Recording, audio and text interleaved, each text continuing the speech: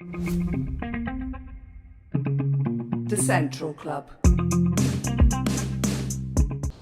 What's going on, people? Welcome to the Central Club. This episode is brought to you by Re-Inspire Printing and Weekend Defender. If you haven't already, make sure you hit the like button, subscribe to the club and hit the bell button to be notified of future content. Today is Tuesday morning. I'm in the city centre of Cardiff. I'm off to do my routine. I'm going into gym, going to get some bits and bobs sorted, have some breakfast. And I decided I'm going to make some content today in town. The weather's a bit shit. So I thought I might as well do the town centre where we know we will see people. I just want to take a walk around the city.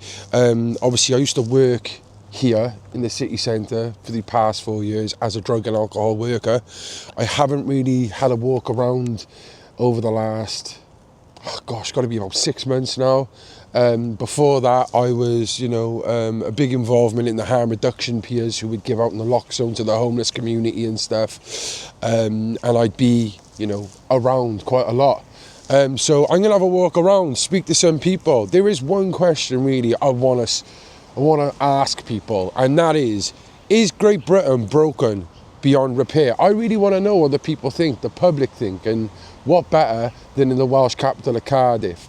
I will say one thing though, this is probably a sign of it being broken beyond repair. I've done a video on this before. This is the image of justice. This is what justice is. This is the Crown Courts, Cardiff Crown Courts. And as you see, just in the corner, let's have a look. I don't really want to bother any of these people, but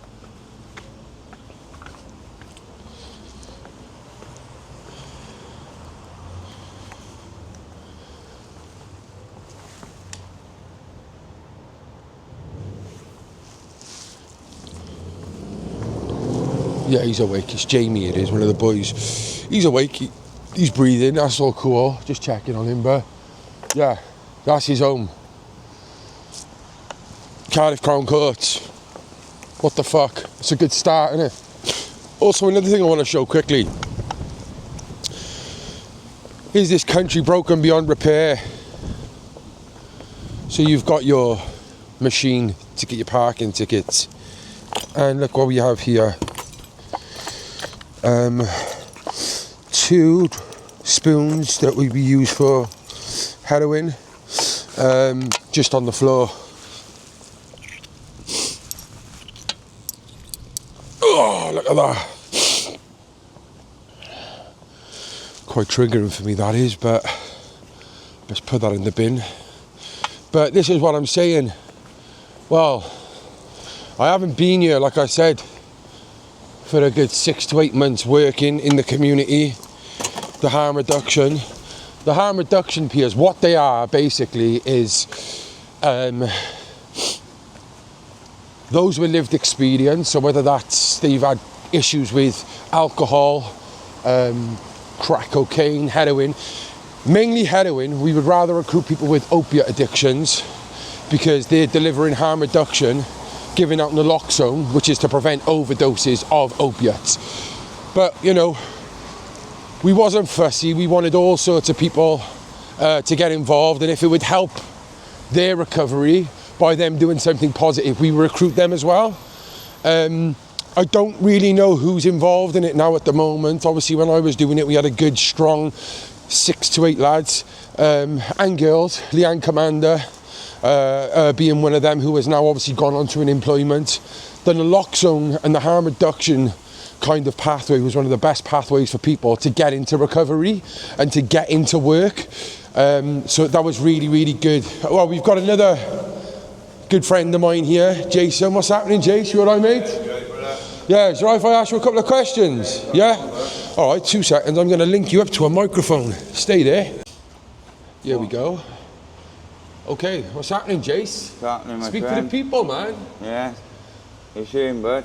Okay? Tell them a bit about you. Obviously, I've known you for years, Jace. Yeah, I'm homeless, do you know what I mean? I got an hostels full of scumballs. I mean, that's why I stay out here on streets for. Because I feel safer out here than I do in my own hostel, like. I mean, the hostel's a bad place, but I mean, like I said, I feel safer out here than I do in hostel. Morning, darling. Make a little change, love. Oh, yeah. Take. Yeah. Well, some people wouldn't understand that. They wouldn't understand you saying, I would rather be out here than the hostels. Explain, I know what you mean. Yeah. I know the dangers and the temptations and you know. There's the people in here, but I mean, it's a bad place, man. It's like worse than the Egger Centre, and that's, I mean, the day centre, but that's insane, something like. The Egger Centre is a 5-star hotel compared to where I'm living, but... And I don't want to name and shame, but where are you staying, mate? I'm in Adams Court, man, by the Magistrate Court. It's a real bad place, bro. Real bad place, bro. And is that just because of the people who are staying there? You know, not so much the actual the staff as well. The staff are all corrupted, but they don't do nothing, bro. I mean, the place needs to be fucking shut down, bro. I mean, do you think that they would look at this and say, yeah, Jason, yeah, but you've got to help yourself? Do you think they would say that, or do you be? I mean, but I do help myself. But I mean, when my money got stopped, and I asked my sport worker to help me, but didn't get nothing, bro. I had to do it myself. And since October last year, but I got what, £200 off a dole, bro. And they wonder why I sit here fucking begging and all that. You know what I mean? And if I didn't sit here begging, I'd be fucking starved. How are you for like appointments now? Are you good at appointments? I do attend my appointments and all that, like, you know what I mean? Yeah. So I just get sick and get messed about and all, but I mean, everything I'm doing is just fucking, it seems like I'm just walking into a brick wall, bro. You know what I mean? So do you have some sort of end goal you want, like? Yeah, I want to get back into work, I do, like, you know what I mean? I don't want this life, bro. I don't, like, I mean, I want to get back to work and fucking sort my head out, like. I mean, I was with Cardiff and I used to love it, bro. I mean, because I had fit on site and all that. I mean, they kicked me on site and that. No way. I got done for damaging people's lives and all, like. I mean, I loved the job, bro. I mean. What about housing? Do you want a home? Yeah, of course. Or do you feel more safer? Because some people don't want homes, do they? No, I'd love to have my own fucking place, bro. I mean, yeah. And the day where I am now, the hostel, but I mean, I can't live here, bro. I mean, my telly's robbed and my front door's locked and I go back, my front door's locked, my 15 telly's gone, like. I mean, I've had about 10, 11 tellies robbed off me in the space of 6 months, bro. Go down, tell the staff, and they look at me and start laughing, bro. Really? I mean, yeah. I mean, serious. I mean, it's just that's a real bad. shame. Yeah, it's bad. About fucking tellies, where computers robbed and all that. And then I go knock on one of the boys' doors to have a spliff and I have my fucking telly's on his wall, but. I mean, winds me up. So I've gone up there, if I can put my fist through it, and he's on the phone to the police, like. I mean, wow. It's bad, like, the place is fucking corrupted, bro. I mean, staff, all of them, it's just, it's not a nice place, but. Well, from my experience, which obviously, you know, when I got clean, I ended up working in services. I feel that, I'd say 90%, no, I'd say about 70% of people who work in those services are in those services just because it's a fucking job. Yeah. They're not in it because they care. Yeah. They're not in it because they want change. Yeah. They're just, it's a job that's going for them. Yeah, right? Yeah. And a lot of them are not gonna, you know, fight the good fight and do what's good if it jeopardizes their job. Yeah. Am I right? Yeah, you're spot on, bro. Then you get, I'd say 20% of people who are in it because they actually do care. Yeah, right? Yeah. But they don't want to lose their job as well. Yeah. Then you get a percentage like me, right? Yeah. Who, and people laugh like and say, you don't care about people. The reason I'm not in that job no more is because I cared about people. You know, I was helpless and I was a bit of a rogue. Right? Oh, babe, can I nick a flag off you, please, babe? Do you always come past here and give me a cigarette? Every morning, but fair play, it's lovely, bro. She's proper, her and her husband. Yeah, fair play to you, love. Take care, baby, yeah? Have a good day, sweetheart. You know, I couldn't sit and I couldn't do it, you know, and because I speak my mind and because I tell them how it is, I was looked at a bit of a handful, bit of a bully, and I wasn't. Yeah. No, just try and get people on the right road, but get it fucking head sorted. Like, I mean, some other people just don't care, but like I said, it's all they're interested in, they fucking fix it. So, I mean, winds me up when you see boys now, I mean, scoring, and they got hostels, and they're digging up in doorways, but people are fucking shopping and all that. Yeah, do it in your fucking door. Do it in your room, innit? Go in your room and that. Same as around the hostel, but they're jacking up on the stairs and all, like. I mean, squirting all the blood up. It's bad, bro. I mean, time the place and all that shit, bro. I mean, people just don't give a fuck out there, but it's all they care about. Like I said, they fucking fix. I mean. Well, for the people, Jace, like, what is your story? How did you fall into this? So I lost my disabled brother-in-law. My brother had severe epilepsy. He went up to London and had an operation on his brain. They cut the wrong side of his brain and he died, didn't he? I mean, because he was in a supported accommodation, and when he passed away, I couldn't stay in his house, like, because he used to have sport workers back and forth. I mean, if I want my mother off me to go back there, but they put my mother's give it flat up, and they put her in the care home. So because she's in the care home, I can't stay in the fucking care home. I mean, I went down the other week, stayed down for 2 days, man. People in there were fucking mourning and all, like, oh, who's this guy, blah, blah, blah. And my mother's like, this is my fucking son, like. Oh, he can't stay here, blah, blah. What's he doing wrong? Fuck all, like, I mean. Bad, but morning, bro. Never will change, brother. Have a good day, my friend. I mean, yeah, it's bad, bro. Real bad out there. Yeah. And in terms of the drugs field, let's say, out there at the moment. Yes, guys. Would you say that it's quite strong? That is it still contaminated with nitazines and stuff? Yeah. What's dominating in the field right now, would you say, with the drugs? Fucking fair play, but Captain said to your wheels and the drugs are shit, bro. You what? I said drugs around there are fucking shit. Captain said to your wheels about the drugs are shit. I mean, absolute shit. I mean, that fucking gear with fentanyl, but dangerous, bro. Yeah. I mean. Well, I was in Bryn Melyn last week in Swansea, and I don't know if you know Psycho Calmo. Yeah. Yeah, he passed away, mate. Yeah. Oh, wow. Yeah, passed away, mate. And we don't know what it is, but we were speaking about how a lot of his mates did pass away from the nitazines more recently. Yeah. You've been carrying in a lock zone, and that? Yeah. You know where to go if you need it anyway, don't you?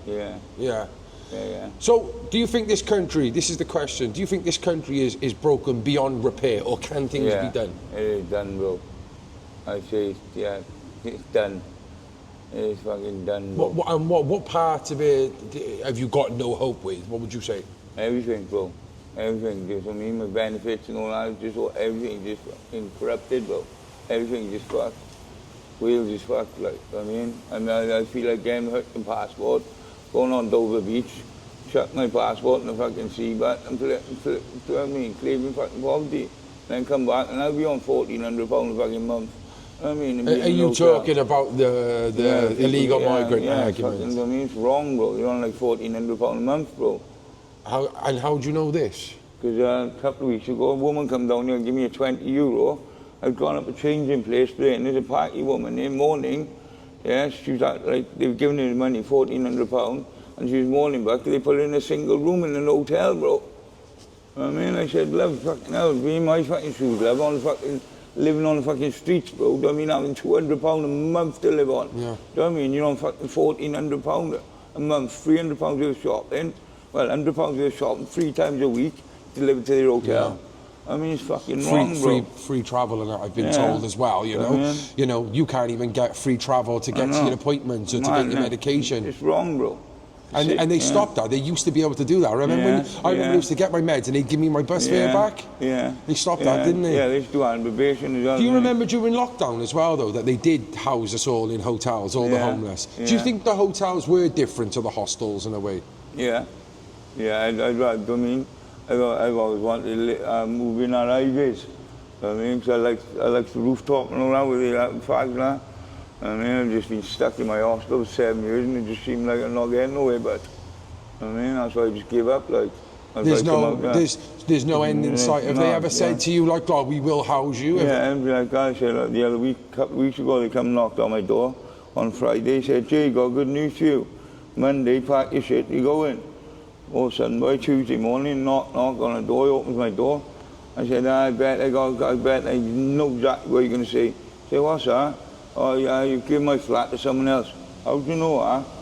I said, my spot on. I said, yeah, I bet you give it to my neighbour there. I said, how the fuck do you know that? I said, oh, I'm just good with body language. I mean, they literally... Cause So they actually said that you're going to be having a flat? Yeah, I had a flat, and then on the Tuesday they knocked the door and they give it to someone else. What, but was there any reasoning for that? Did you do something wrong, or? Oh no, apparently he needed this, he needed more than me, apparently. I mean, fucking wrong, but like I said, the system's fucked, bro. I hate the system. Do you feel like you're forgotten about? Yeah. Do you feel like you've been neglected? Like, I mean, yeah, I really do think I feel like getting neglected, but yeah, straight up, like, I mean, I asked for help and all that, I just don't fucking get it, bro. Yeah, because I get more help off you, but I mean, you and you like your missus now, I mean, I say it as it is, I mean, fucking your friends bet, you know, fucking, I mean, your support workers and I hate the place, but I hate going there, bro. As soon as I walk in, I can't wait to walk back out, like. I mean, I'm supposed to be a castle, like, I mean, so I mean, put your head down, like. As soon as I walk in, but I don't even feel safe or nothing, bro. What's the closest kind of vibe that hostel is to, would you say? I just say I just don't rate the place anyway, right? It's bad. What is it like, you know, when you say you don't feel safe, like prison? Yeah, it's worse than prison, bro. I call it, Adam's Court, I call it an open jail, open ward. I mean, I say it's like an open ward 14, but an open jail. That's what I call it. And would you say like a lot of the hostels are quite similar then? Like, obviously, because there is goodness in these hostels. There's good staff, you know. But, you know, I think this is a bigger problem, isn't it? This is a government problem where they're not putting the money in the right places. They're neglecting our people. You know, but would you say like this is the same with all the hostels? They're not tackling the problem that there's people in there who are, you know, poaching the vulnerable people. And it's spot on with it, but as well, like, I mean, like, I mean, like you just said, but I mean, people fucking, like you said, pick on the vulnerable and that, but see you weak and that. I mean, they just bully you and fucking intimidate you for money all the time. I mean, morning, brother. Yeah, you right? Are you safe on these streets? Do you feel safe when you go to sleep? I feel safer than I do in my own hostel, sad to say. Like, what does that say, eh? I mean, what does that say? I mean, you'd rather be sleeping on the streets, but mad, like. Well, I've just gone up to the court as well. Jamie's sleeping outside the court. This is what I find, which is the maddest thing. The most toughened, the most, you know, when I say toughened, I mean veterans. You've been around for a long time. You'd rather be on the streets than in the hostels. And what does that say about the hostels, you know? No, it's not giving me a good name, is it? The only people you have in the hostels then are people who are vulnerable, who don't know about that life, who were just being given the place. Or people who were there to prey on those people. You know? Sad. Is there a lot of people on the streets, would you say, in Cardiff? Yeah, there is people, like.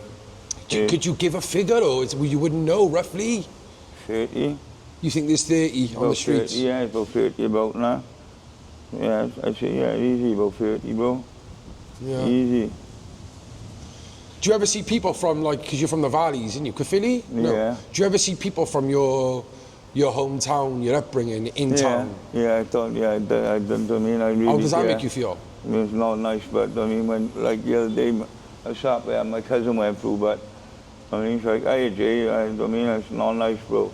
I mean, really not nice, but I mean... You still got that pride then? Yeah. You know, it's not like you've just forgotten about everything, is it? No, I mean, it's not nice, but when your family come through, like, and see new type here, it's not fucking nice, bro.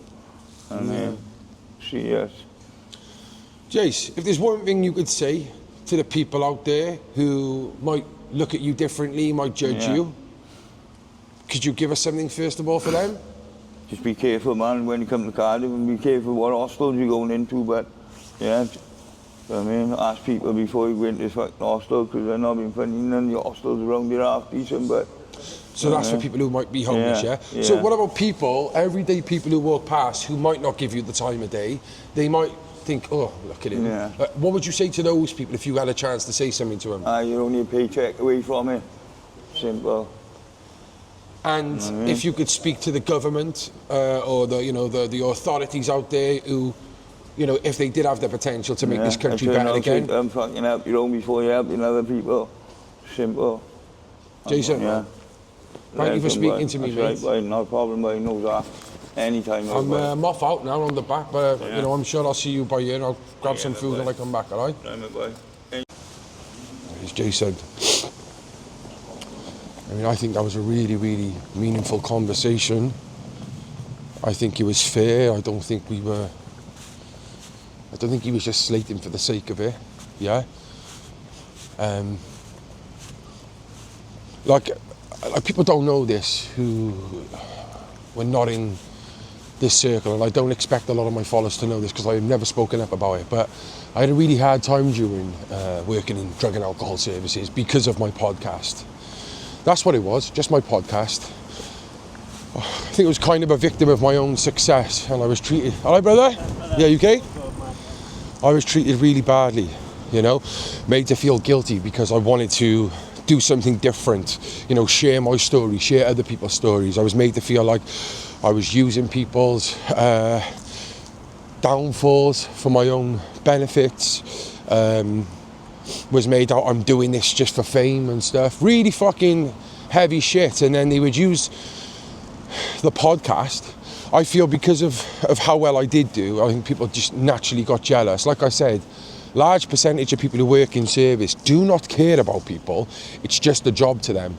You know, to me, this is my life. This is my life. Like recovery, I owe everything to it. This is what's, you know, I've got a criminal record that thick. I can't just walk into any job like others can. This to me is like everything I know, you know, this is what I'm good at. This is what I've lived. I'm an expert in this. And I was made out to feel by people who did not care about people that, you know, I'm a bad person, etc. A lot of those people in those services, it is toxic. It's really toxic. And, you know, like, I lost my job. You know, they tried to target me personally, and I didn't let them win. And I was targeted through my podcast. I was made to feel like shit because of the guests and the topics I speak about on my podcast. I was banned from services. I was banned from certain services because I spoke up about what goes on in them services. I was slandered, called a racist, a homophobe, everything, all because of guests on my podcast, you know, and these are the type of people who are meant to be helping these vulnerable people. Now, you know, one day I might really go into this, but, you know, it is sad, but, you know, I'm back out here, back on the streets of Cardiff, having a little walk around. Straight away, Jamie, he's sleeping outside the courts. You got Jason underneath the tunnel like he's part of the fucking furniture. You've got drug paraphernalia right outside the Crown Courts, you know. And we've only been 5-10 minutes. Alright, so what I'm going to do now is I'm going to go into the gym. I'm going to smash out the gym because it's still early. It's not even 8 o'clock. So I'm going to smash the gym out now for 30 minutes to an hour. And then we're going to get out. Hopefully it'll be a little bit more busy. We're going to have a walk around. We're going to see if we can see any of the homeless community, and we're going to speak to the public, the normal public. And maybe, I don't know, we might see some people who work in service at the same time as well. All right then, that's me, gym done. I feel mashed out now, bad. So yeah, I'm going to have a little walk around now, and hopefully speak to some people. It's still early, still about 9 o'clock. I'll be around here for an hour or two and see what we can see. So for the people who don't know, this is Queen Street, all right? It starts just down about 200 metres down there, on the edge of the castle, across from the Cardiff Castle, and it stretches all the way down there. It's about half a mile back down that way. One of the main high streets, there's two main high streets here. There's St Mary Street and there's Queen Street. I might, do you know what? I will do a little tour and show you, you know, because obviously, you know, some of the places I'm going in the valleys and that, like in, you know, other areas, we're showing how, like, really, Britain is falling apart. We can see here, we'll have a look. Is this city dying, or, you know, is it flourishing? You know, there's a lot of businesses out there who are floating above water.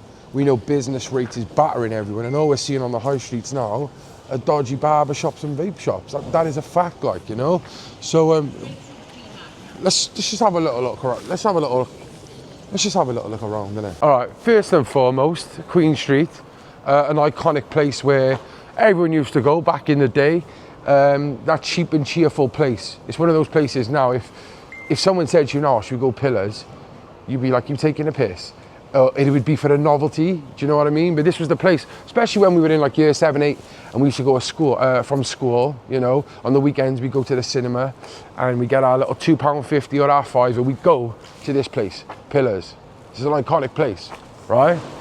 And to be fair, the prices are brilliant.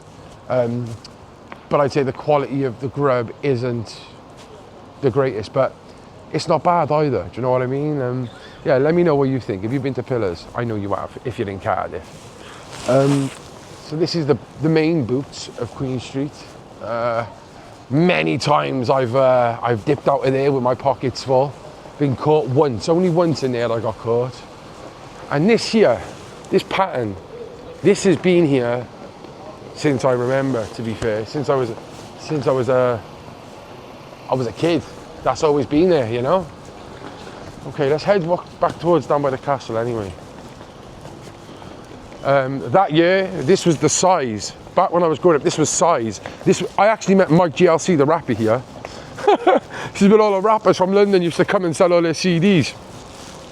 You had JD, or All Sports here, or JD. Then you had Foot Asylum there, which is the Greggs. See this little shutter here? This would go up into this building here, which was size. I bought some wicked gams in there. That was the place to be. And then you had Foot Locker here. So like this area here was popping, like proper popping off. Queen's Arcade. It's just a typical arcade these days. Like, do you know what I mean? It's not like they used to be.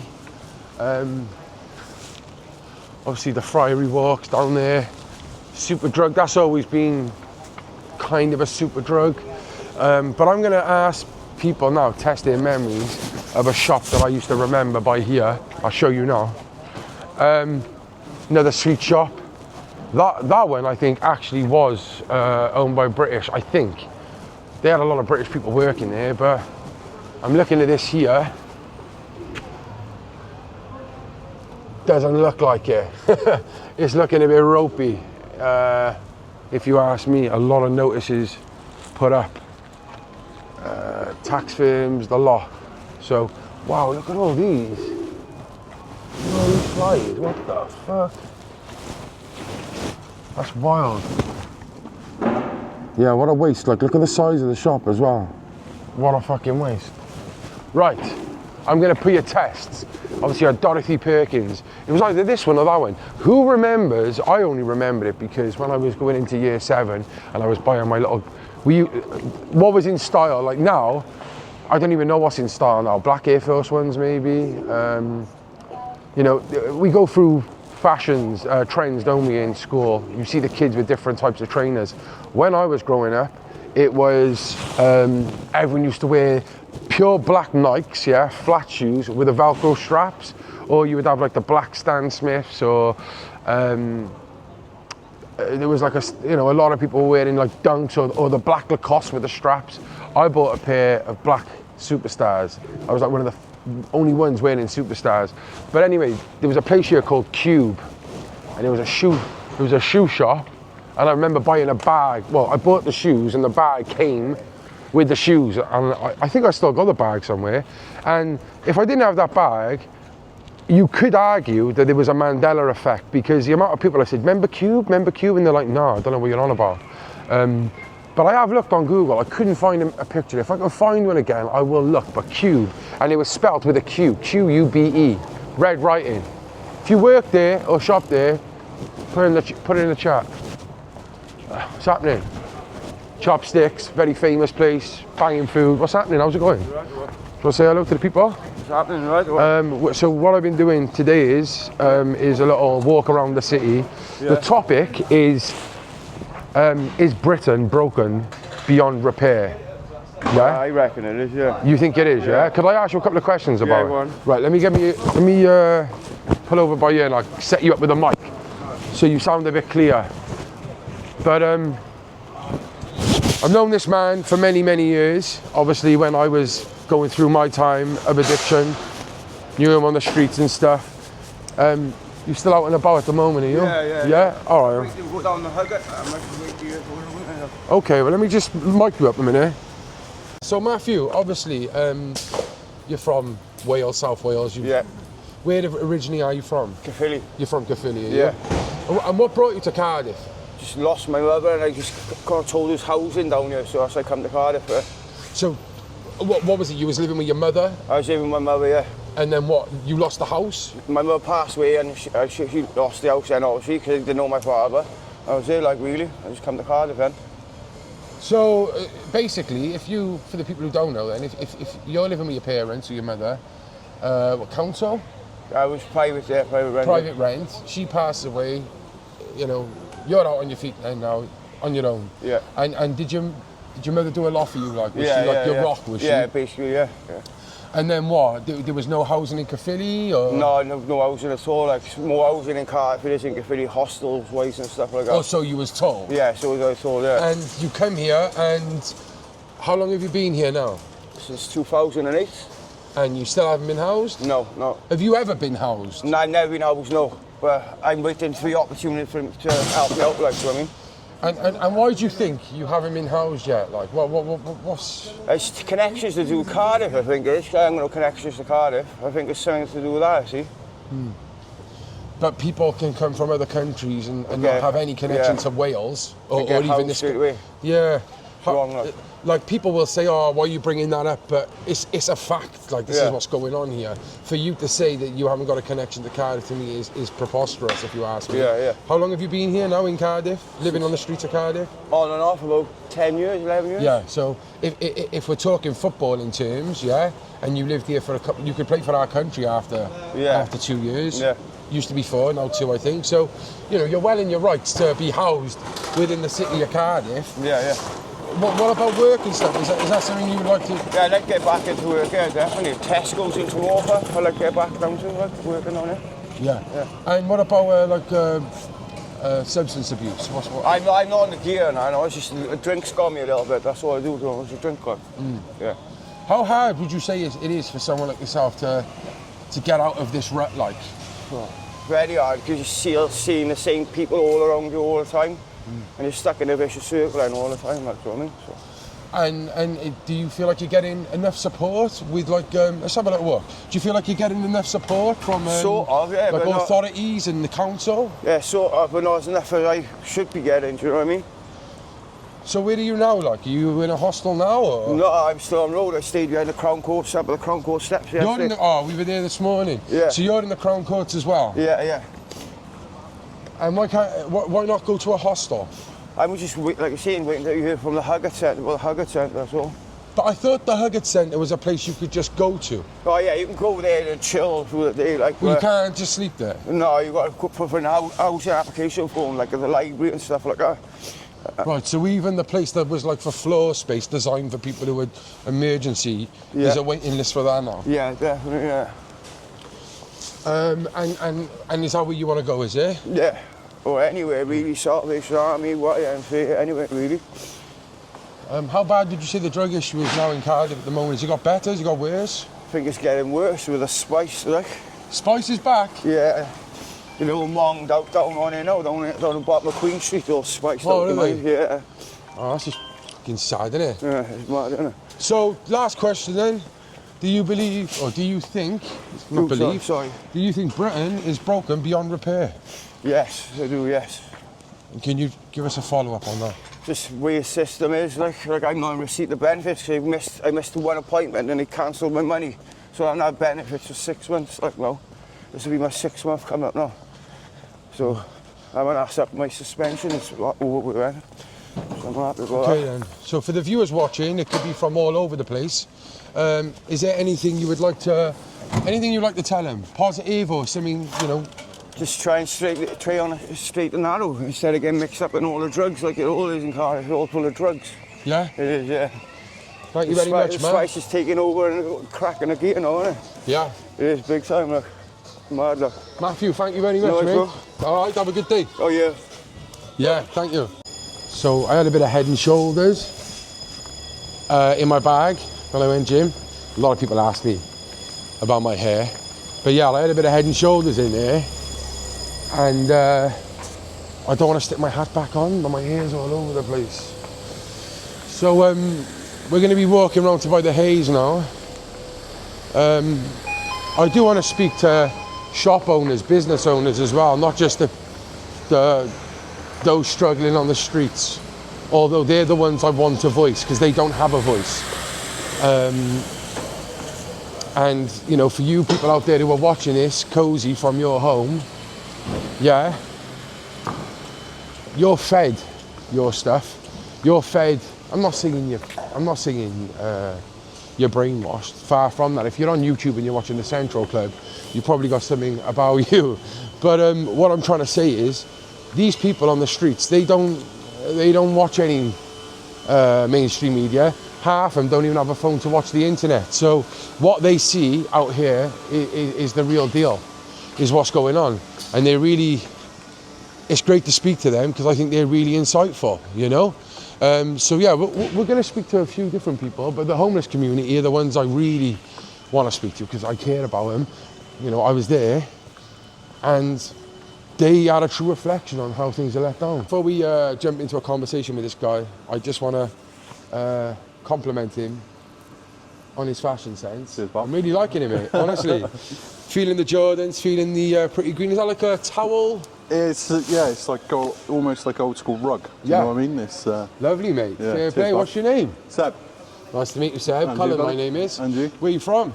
Originally from Bristol, but now moving to Exeter and just up in Cardiff for the day. Oh, just a day out, is it? Yeah. The missus is up dentistry. She works in dentistry. She's at one local So for you the just day. jump on the back of the day trips, like. That's it. Hop up. Got some free time. Can't fault it, mate. Grab some Can't fault breakfast and go and do a bit of shopping. it. Have you been to Cardiff before? Only a couple of times, but a long time ago. Yeah. A long time ago. Has it changed since you came before?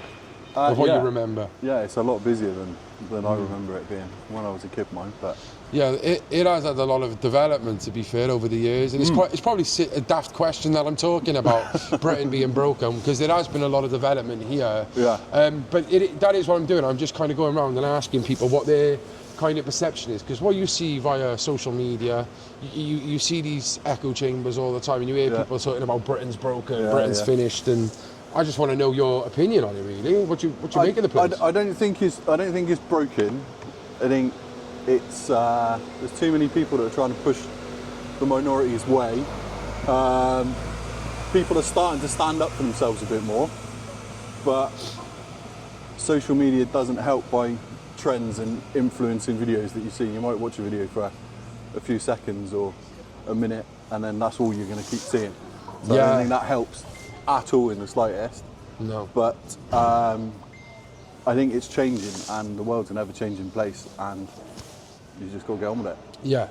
And in terms of whatever we are being fed, whether it's the right or the wrong things, do you feel that things are going to get better, or do you think things are going to get a bit worse before things get better? I think it will get worse before it gets better. Yeah. But in all honesty, I think sometimes you need that almost like a hard stop to then restart to make it right again. It sounds horrible, but I think that's the way that the world works, and I reckon that's the way that not only nature works, but people work. Yeah. And I personally think that it's going to get worse, but there'll be a light at the end of the tunnel, and it will get better. Yeah.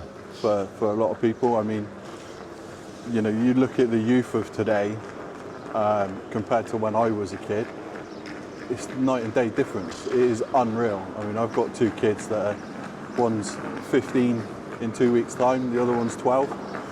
And to see how they are compared to how I was at their age is completely different in what they do and what they know. But yeah, it's an ever-changing place, and there's a lot of old people or older people now than there was back in the day. Everyone's living a bit longer, and it's taken a while for the older generation to catch up with the younger generation, which are essentially the future. Yeah, well, that wouldn't have happened years ago. They would have passed away, and the next would have. There wouldn't be that much of a divide as well. Wouldn't it, as well, of like, back in our age and all that type of stuff, you know. And I think, like you said, people are living longer, and we've all got a voice now. That's it. So everyone's everyone's got an opinion, and whereas beforehand you'd have an opinion in a pub or or a bar or somewhere, and now you've got an opinion and you can cast it out to everybody and anybody. And everyone takes that right to be able to criticise your opinion, whether you think it's right or wrong, or they think it's right or wrong. Yeah. And no matter what, someone's always going to disagree with what you say, because everyone don't think the same. Well, this platform is called the Central Club. I started it because I was a heroin addict and I got clean, and I just wanted to I felt like stigmatised in ways in being an addict, and I felt like, do you know what, I want to let people have a voice from all different sides. I don't have no political alignments. No. I want to hear both sides of an argument to try and create dialogue. Yeah, get on. So maybe if you could leave us with something positive for the people out there who might watch us. Change is inevitable. You've just got to roll with it, and your life is your life, and you do as you want to do, and no matter what, good's always going to come at the end of it for yourself, and you've just got to make yourself happy, number one. Yeah, I like that, man. Hey, thank you very much. No worries. Hey, I appreciate it. No Have a good day, man. Andrew, buddy. Take good care. to meet you. Here we are. That was Seb, man. What a cool guy, man. I liked him. I did like him a lot. Shout out to Seb. Shout out to the Exeter gang. So this here is St. David's Hall. Quite an iconic building. It almost looks a bit brutalist. Let me get this shot for you, actually. And you'll know what I mean. You know, it's a funny old building. Interesting fact, years ago, I came to watch the Christmas lights get turned on here. And I'm sure there'll be someone out there who was there at this event. Wolfman from the Gladiators, whoever the guy, I can't remember the guy who was turning the lights on with him. I think he was the presenter. He would have been a Welsh radio presenter or something. And he dangled him off the balconies, which is pretty funny. This wasn't here, this kind of glass, plastic effect. I'm sure health and safety is the reasoning for that. But as you can see, there's balconies there as well. Yeah, so this is the Hayes. This is quite a famous place, famous with the locals as well. A lot of locals sit round here. They're quite loyal to their cafe, you could say.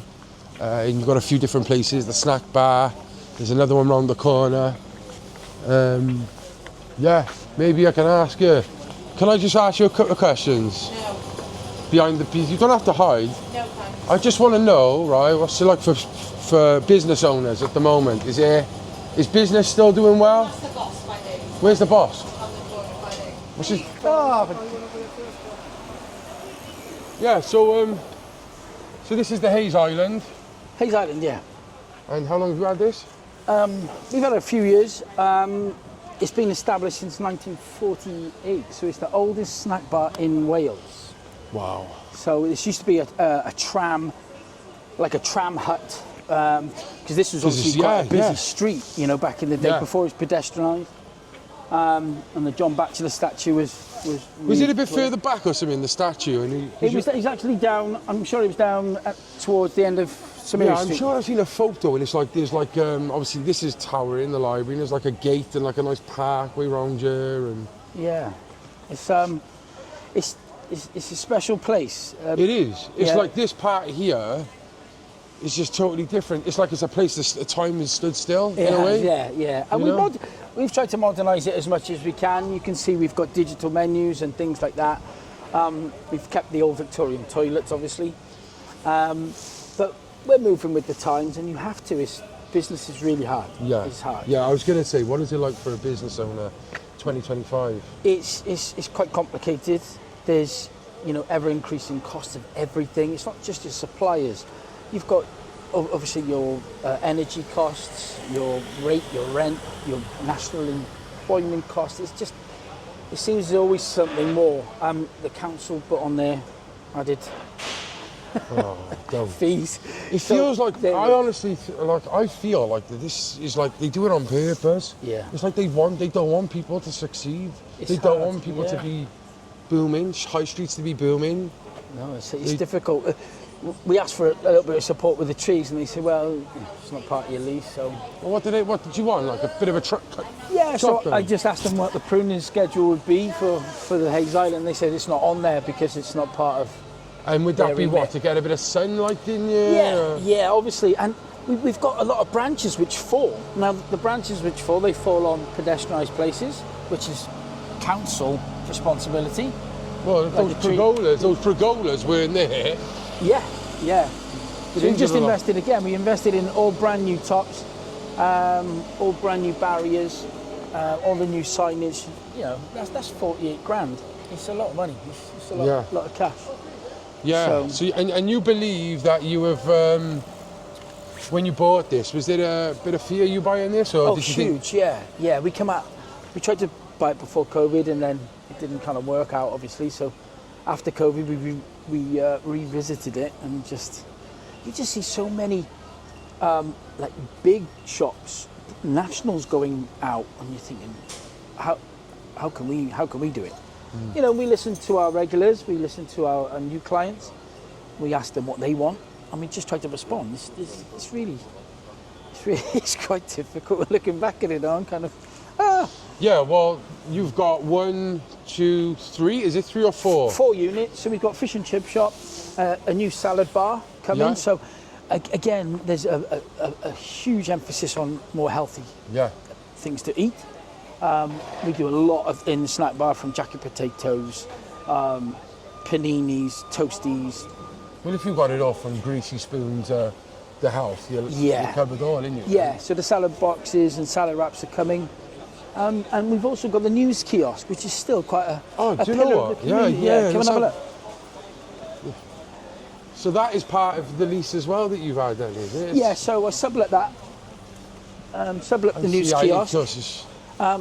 The good thing is the kiosk used to be opposite here. Yeah, I remember that. So it used to be over right here. there. Go that way. And the beauty of it, we've kept in brand as well. Yeah. So it's part of the island. Yeah, it is, isn't it? I It think, is. It's like these trees are iconic in a way. Even if they could just trim I don't know, a bit in the centre, so you've got the trees surrounding. Yeah. You know, look at that. Yeah, this has been here for time, haven't it? It's and lovely, it's always innit? busy as well. Yeah, it's great. It offers something, a different dynamic. Yeah, So and if you have the wanted to space to bring new businesses in, great, Yeah, isn't it? You know? Yeah. Well, we've got recently they'll be refurbing the market, and we've been told that the food outlets might come out here. Bit of competition. I've been approached by the foodies in the market about taking over some of the units here, but again, we might have kind of like a food hall and food location destination where you can come and get your lunch, come and get your snacks, come and get your dinners. And Yeah, and obviously you got. Yes, Ravel. Right, brother? Yeah, you've also got Howells, which is gone, which is a bit of a gut, isn't it? You know, It is, bit of an yeah. eyesore. But they're gonna Pritchard refurb demolition. Yeah, yeah, they're going to refurb it. but again, it's a reflection, like you said, of when these big businesses go, and you're like, oh gosh, are we gonna? Yeah. Continue. You know, how did they not afford to be here? Yeah, And mad, isn't it? yeah, we're trying to cut costs everywhere we can. Recently, we put a mobile bar on for the rugby, Right, yeah. which offers again a different dynamic. What was that like? It was fantastic. We had Northampton Bordeaux, a great game. It was the European Cup Yeah. final. That We had, was a couple of weeks ago, wasn't it? yeah, a lot of English, a lot of French. Couldn't believe the price we were selling at. Peroni at £5, Guinness at £5. They were Asphalt. loving it. Couldn't believe, in Twickenham, they said they were paying £10 a pint. So they're like, how are you doing this? And we just said, look, we're not here to be greedy. We're here to complement the food service that we've got. So it kind of worked for us. So Yeah. Fair play. What's your name anyway? it's Jasper. Jasper, and you from Yeah. Cardiff, I know. I am, yeah. So And so this is the oldest. snack bar in Wales. Have you done your kind of research into how many owners there have been? I haven't, no. From 1948, I only know of 3 owners. And again, they spend around about a decade, if not a little bit more. And I don't know if If that's what's going to be for you. yeah, it's 10 years, I'm going to age somewhat. Yeah. Or, you try to keep it family-led. If it's Yeah. a family-run business, people tend to support you a little bit more. And I hope that is the case. So. Yeah. You did say one thing about which pricked my ears up. Said something about the Victorian Toilets. Yes. That place there, are they still open? Yeah, they are. Do you want to come see them? We can have a look. Yeah, come and have a look.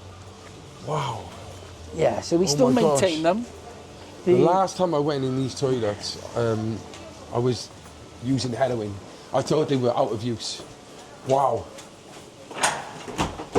They are for Customers, obviously. patrons only, yep. There we go. Wow. Legend. Oh, look at this. Look at this. I feel like I'm on set of the Peaky Blinders. Like, they don't even make toilets like they used to. No, it's the original marble. George Jennings patent. Palace Wharf, Stangate Lambeth, London. Like, it's almost perfect, intact. So we try to maintain them as much as we can, but when the council had them, they had a ranger, a toilet ranger, who was responsible for the cleaning and replenishing of the toilet rolls and soaps and stocks and things like that. We can't afford to do that, you know, having someone in here constantly. Well, it would have been nice if they could have done that. Yeah, but right above you is the walkway. Yeah, you've got the iconic see-through flooring. And the crapper toilets, which was the original, I believe.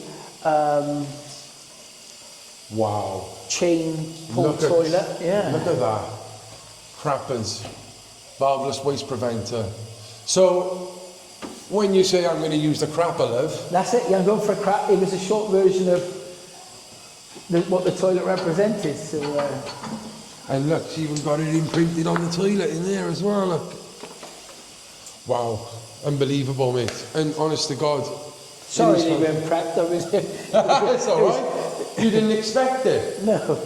Let's read this quickly. And erected by the Cardiff Corporation, 1898. Members of the Health and Port Sanitary Committee. His Worship the Mayor, Alderman Joseph Ramsdale, JP Alderman, T. Windsor Jacobs, JP Chairman, Councillor Robert Hughes, JP Deputy Chairman, Councillor Lewis Morgan, the Town Clerk, J.R. Wheatley, Contractor James Allen, W. Harper, Borough Engineer. It's mad, isn't it? Yeah, it's crazy. Yeah, it's a nice touch to have, though. It is very slippery really floors. They are still the original marble floor. We're not unable, unfortunately, to put any like rubber matting or anything like that, just due to our public liability insurance, because people could trip on the rubber mat. This is like a historic. How many people have worked on this? You know. Yes, yeah. It's dripped, absolutely dripping in tradition, heritage. Yeah. History is fantastic. It is, and of course, going back to the food. Like you said, we have got a market down the road, which I'll have a little walk through, which is obviously very historical as well. You walk through the market and you do feel a bit of history there, but this bit, I think the Hayes Island is something on its own, isn't it? Yeah, it's great. You know, it is a great place, and we also have amazing staff, and I've got a manager who's been here 24 years. Wow. So Gemma's been here. Is that the Redhead? That's the Redhead. I was going to say, I had a few tellings off her back in the day, I think. What were you doing down in those toilets? Yeah, she's good as gold. Yeah, good as gold. Everyone knows her, don't they? Like. Yeah, yeah. And she's so good with orders, remembering people's names, and I couldn't do it, but she's got fantastic memory. All right then. Well, before I head off, for the people out there, anyone scared to, make a business decision or take a leap in life, what would you say to those people? Go for it. Follow your dream. You never know where it could lead. So, good luck in everything you do, including yourself. Cheers. Yeah. Thank you, Jasper. Lovely to meet you. You too. Cheers, buddy. Just before we do go, mate, it is actually something I think I know you from. I think it's that voice. Didn't you used to be involved heavily with the music scene in Cardiff and actually a radio presenter yourself? Yeah, that's right, yeah. I used to have a partner, DJ Raheem, who has passed away. Yes, rest in peace. Yeah, he's very, very, very much missed in Cardiff. The music scene was very vibrant when we were here, when we were doing our thing. We went from Radio Cardiff to Vibe FM, to 5 years on KISS 101 in Bristol. Wow. From there, kind of went on to work for Cardiff City Football Club, presenting the on-pitch half-time shows and interviewing players. And And it was funny because you look at what we had an audience on a Sunday afternoon of 75,000 listeners, which was radar figures, which is what you're getting in streams is nothing like that now. You know, it's times have changed massively. It has, yeah. How do you find that, knowing there's so many people looking at your content? Mate, I get anxious. Do you? Yeah. I do get a bit anxious, but I just always put it back to like I was blasted all over social media for the wrong reasons at one point in my life. Right, yeah. So I don't mind it as much now for the right reasons. It's a nice tarnish to have now, isn't it? Yeah, you know, it's like some people I speak to and I'm like, oh mate, speak about your dream. Like, oh no, my wife don't know I was this, you know, you get people who are quite like, they want to talk about it, but they got to be, I'm like, to me, it's almost like I'm liberated by doing it, like, and it's who I am now, you know. Do you believe in that, the truth will set you free? Yeah. Almost? Yeah, 100%. Mate. Yeah. 100%, you know, and it's like, when I first started, my mum, she's a school teacher, she had to change her maiden name because there was articles going all over in her community and like people were picking up like, oh, that's it. No His way. sons was, Yeah. You know, like, and it was like... the stigma attached. Yeah, you know, and then so when I was like, I'm gonna do this, I'm like, Mum, I'm on fucking Wales Online for Who's This Man Wanted. It can't be that bad for something positive, you know, and... But again, as well, like the numbers, it is baffling, isn't it now? Like, because like even on like TikTok and that, people can get millions of views. And you know, years ago, you had to have been someone to do so. Now anyone can. I think the beauty, which is beauty you have in that, is but it's also you've got the story. You've got the story to tell, and the lowest of the low, where you might have felt that you were. You can see it like almost like in a different parallel universe. You can say, "Well, I was that guy." Yeah. Well, that's an amazing thing to have. It's like you know, people say like, would you change? What would you change? And I'm like, look, I'm sorry for the people I did hurt. Like, and I you know, I really am. I wish I could take away that pain, but I wouldn't change any of it because of where I am now. Yes, like, you know, and it's like that's who I am. Well, you've got a different energy about you now, I'm sure. Yeah. So, which is quite infectious. Yeah, Jasper, man, it's been a pleasure speaking to you, man. I'll definitely come by again. No worries at all. Thank you, bro. Get on down to the Haze, people. Well. I am so happy to see you. Like, for people who don't know, if you haven't seen our podcast with Luna Evans, one of the most fucked up but also harrowing stories that we've had on the Central Club. Luna went to Amsterdam in the hopes of going through a procedure for sex change. That's right. Is that the correct terms? Yeah, isn't it? Yeah, transition. Transition. And instead got addicted to drugs. Yeah. Ended up working in the blue light district. Yeah. And just went through chaos, didn't you? Really, yeah, you know? It's a bit of hell, but life's got a lot better now. Sober, which is the main thing. You're looking really well. Thank you. Sober now, have been for a long time. Life's much better, trying to get myself back on track.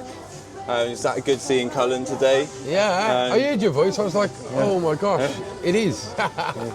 Didn't recognise you at first though, because you put a bit of weight on and your face looked really healthy. Thank you. And you're a lot calmer as well. Yeah. Like this person, no joke, like on the drugs, an absolute nutter. like you don't want to be round Luna, because she will rob you. But she will fleece you hard.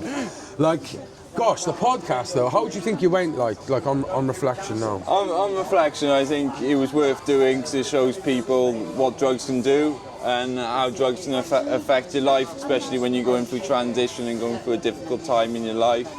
But when I look back at the podcast now, I think I'm glad it's there. I'm glad it's out there for people to learn from. But I want people to see also that life can get back to normal. And like I sit in the cafe every morning now, which I'm with my friends, with my people, and they don't judge me.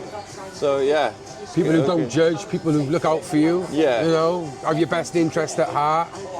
Is there anything from that podcast that you regret saying, or do you still have the same viewpoints? The only thing from my podcast I'd like to kind of say with my stepfather. He's actually been really supportive and really kind to me recently. Oh, fair play. So I would like to say that people can change, and there is good people out there, and people that give you hard time in life can also give you a good time eventually. Yeah. Yeah. Yeah, and you know, you spoke a lot of sense on there, I felt, as well, like Thank you. on the podcast, even to the bits when we were speaking about transitioning and the age of consent. Yeah. Like, you're on a very conservative viewpoint, in you, really. Yeah. You believe that people shouldn't be changed at a young age and that No. it should be a right Yeah. age. You know, a lot of people would think like, oh, because you're a trans person, oh, you must be one of these woke crazy people Yeah, who thinks this. But exactly. actually, yeah, that's not the case, is it? It's a big decision, and I'm having my bottom surgery soon now, and I couldn't have that unless I was sober, and my life was back on track. So even when I was doing the podcast, bottom surgery wasn't a choice I could go down really, because they would have taken one look at me and said you're a junkie. Yeah. But now they're taking me seriously again, but I am at the right age to be able to do that. When you're young, you can't always make the right decisions, I suppose. Yeah, no. Yeah. And do you regret going over to Amsterdam at all, or at that age? I don't regret going over to Amsterdam, but I regret starting the drugs in Amsterdam. Yeah. Fair. Yeah. And yeah, for the people out there, like your clips, some of your clips have tallied up to over like 10 million views on some of those we've had clips. quite a few views on them. haven't we? Yeah, I think it was like the sounding one was a pretty heavy one, like, which people didn't know what sounding was. Yeah, now they know. Yeah, now they know. Educational. Yeah. Educational. See, I'm a teacher. Yeah, exactly. No, honestly, like, it's been great to see you, and I'm glad that you're doing well. I'm glad you're off the stuff. Thank you. Is there anything positive you'd like to say to anyone out there who might be struggling themselves, whether it's with addiction or anything else? Just take it one day at a time. If you relapse and you have a blip, make sure it's only a blip and move on, get back on the wagon the next day. You're not a failure if you do relapse. We'll be addicts for the rest of our lives, but it's how we can move on from that at the end of the day. Fantastic. Yeah. Oh, Loon, honestly. Good seeing you again. I need to give you a hug. It's great to see you, honestly. Good to see you. Thank you so much. Thank you. Cheers. It is a big town centre, to be fair. A lot of good arcades as well. A lot of high streets. The arcades are nice. Obviously, you've got the St David's Centre, St David's 1 and 2, which is massive. The arcades I really like, though. You've got the Queen's Arcade. It's still, like I said, there's bits still going on there, and you've got the Capitol, which is down the other end. So yeah.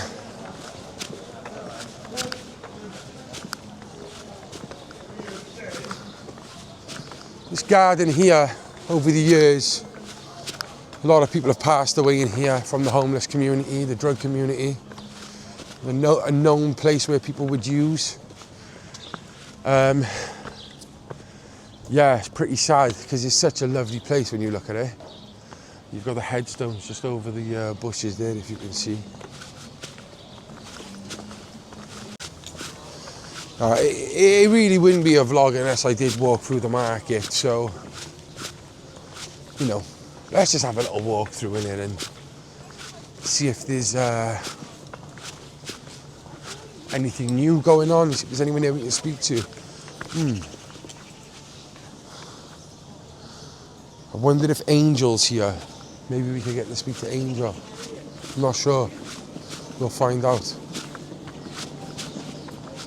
But that is the church that I was running the drop-ins from. Done a couple of homeless feeds from there as well. This is the famous fishmonger of Cardiff.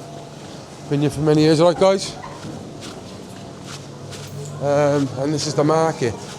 The market, this used to be the prison as well, and as you can see, surrounding the whole of the market, you have the shops at the top, Mojo King up there. Gosh, I haven't been here in a long time. How's it going? Yeah. I am losing weight, am I? Thank you.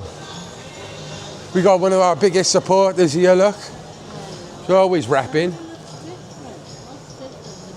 Is it the hair? The hair. I did used to have it before. You know, sometimes when you see something with Oh, we've got another business owner here in the market. You've been here for quite some time, haven't you? I have, yes. I've been on this stall for 3 years. Yeah. But I've also got the rolling box, which I've been 17 years. Yeah. So I've got. I remember them. Yes, you remember the rolling box. Do you remember me? I do remember you, definitely. Yeah, it's a Yeah. long time ago. Long time ago that was. Yeah, and you've come a long way since then. Yeah, and this is amazing what you've got here now, isn't it? Yeah, well, what I'm trying to do is bring some good products. Yeah. You know, some good quality products to Cardiff Indoor Market. We've got all our new perfumes and aftershaves from Dubai.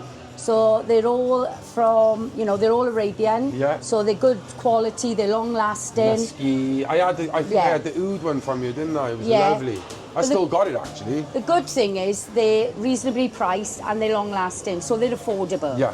And, I've worked the market all my life. So from a little girl, I worked Ponty Market when I was 3 with my dad, Barry Market, 30 years. So I've worked every market you could think So of. you know. I know, but you come to the market for a bargain. Yeah. That's what it is. Yeah, exactly. And what I do love in particular is the crystals you got here. Got Yes. some really nice stuff here. What I want to ask you, as a business owner, the topic we're talking about is Britain broken beyond repair. Do you believe it is, or? No, I don't believe it's broken without repair. I think you reap what you sow. I mean, at the end of the day, you've got to put the effort in. If you want to do well in business, you've got to put the effort in. I'm old school. I grew up on the market with my dad, and we even started, me and my husband, in a recession. So it was very hard times. So we've seen hard times. There's a lot of better times, and it is the year of change. It's the year of transformation, it's the year of abundance, the universe is with us, and it is actually pushing us all along. So I believe there's massive change coming all over the world, and I think it's going to be for the best. And I think people want to start believing more in themselves and stop thinking so negative. We need much more positive energy and be thankful for what we've got, because we are so lucky to be here. I am so lucky to have this beautiful business in Cardiff Indoor Market. I'm busy every day because I engage with my customers. They love the crystals. I love the crystals. I love the people. And I'm honoured to be in Cardiff Market, because when I was a little girl, this was the place to be, and you couldn't get a stall in Cardiff Market. Everybody's dream would to be in here. So every day I walk through the doors in Cardiff Market, I'm honoured to be here, and I think, wow, look at me. I'm just so lucky to have these stalls.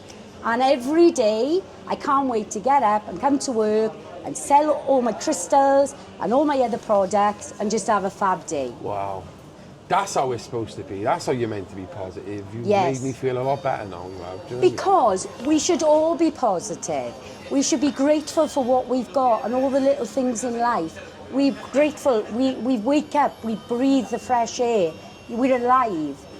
Some people during COVID weren't lucky to be here. They lost their lives, and how would they change their place with us? So, I feel quite emotional thinking that we were spared, our lives were spared. And life is for living and enjoying, and don't keep moaning, and get on and have an happy life. And that's my message to everyone. Amen. You Even gifted a wonderful ring. Thank you very much. I do want to talk about quickly, because for someone so positive, you've had some adversity in your life. Tell them what happened to you all those years ago. Yeah, I was 33. I'm 58 now. Me and my husband were out in Cardiff watching the rugby. We were in the, I think we were in the, what was it? Well, not the champagne bar, the wine bar. Yeah. Down in St Mary Street, down the bottom opposite the Philharmonic. So all these years ago, and there used to be a lot of railings outside. So I think the traffic could go through the streets then. So anyway, it was about 11 o'clock in the night, and I'd had a few drinks. We'd come out of the pub. So I said to my husband, go and get a taxi. I said, go ahead and get a taxi, because I just hated waiting around. So I was walking up by these railings and I had these big high heel shoes on, which you do. And what it was, I was going up by these sort of railings, just sort of creeping along. And the next thing, I lost my footing. I fell forward and there was a massive parcel force lorry coming past and I fell through the middle of it. Now, at that moment in time, it stopped at the lights. There was a lot of commotion. My husband, he could see something all splattered on the floor. He thought it was actually my brain or something, or I'd just been splattered.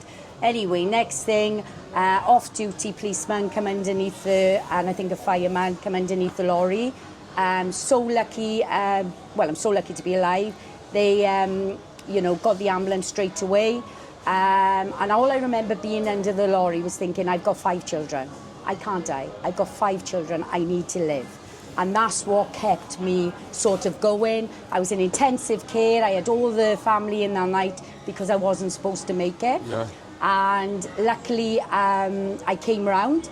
And what they said was to my husband, you're going to have to tell her she'd lost her leg, okay? So my husband just was in pieces. He didn't know how to tell me, but I'd woken up in intensive care and I realised that I knew I'd lost my leg. And they said to my husband, don't worry, you don't need to tell her. She's taking it on the chin, she knows. And I was just so grateful to be here at that moment in time. Wow. It was a long journey. I had to go to Morrison Hospital. They managed to save, it was a 50-50 chance on my other leg.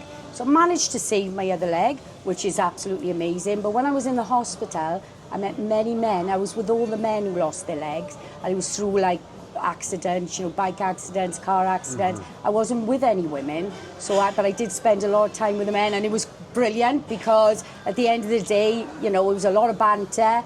But I also had a flesh-eating, I forget what, MRSA? Yeah. So I had that in there. So that was even eating away at my good leg. So I thought, oh my God, I can't lose the one leg I got left now. Yeah. Do you know what I mean? So it was like, no, there's no way. But in there, we all went to church and they used to push my bed into the church, and it didn't matter what religion we were all together as one, and we were all on the same page and we all helped each other. And all the men in there as well, I used to go up and talk to everyone because I am an empath and I do help people. And do you know what? We helped each other in that hospital and I started to get stronger, and I believe God saved me and gave me, a second chance. And I think if you're given a second chance in life, you've got to prove and you've got to make the most of it because it don't happen to everyone. So you realise then, I thought, I've got my 5 children, and now I've actually got 10 grandchildren. So I am so lucky to even be here. I've got a piece of a leg left, but I've been awarded a bionic leg, and that was after 23 years. And I thought I was so lucky the Rookwood have given me this leg. And now, you got to laugh, I got to plug it in. So it's a Bluetooth. So when I was out in Marbella, just on my hen route, you got to laugh, I forgot to put my leg on charge overnight. So it was conking out a bit. And I said, I got to make it to the hotel to get, to plug my leg in. So they're all laughing. But it was all good because it took half-hour charge and I was back on the road again. So I just feel I am so lucky to be here with my beautiful family and my children, my grandchildren.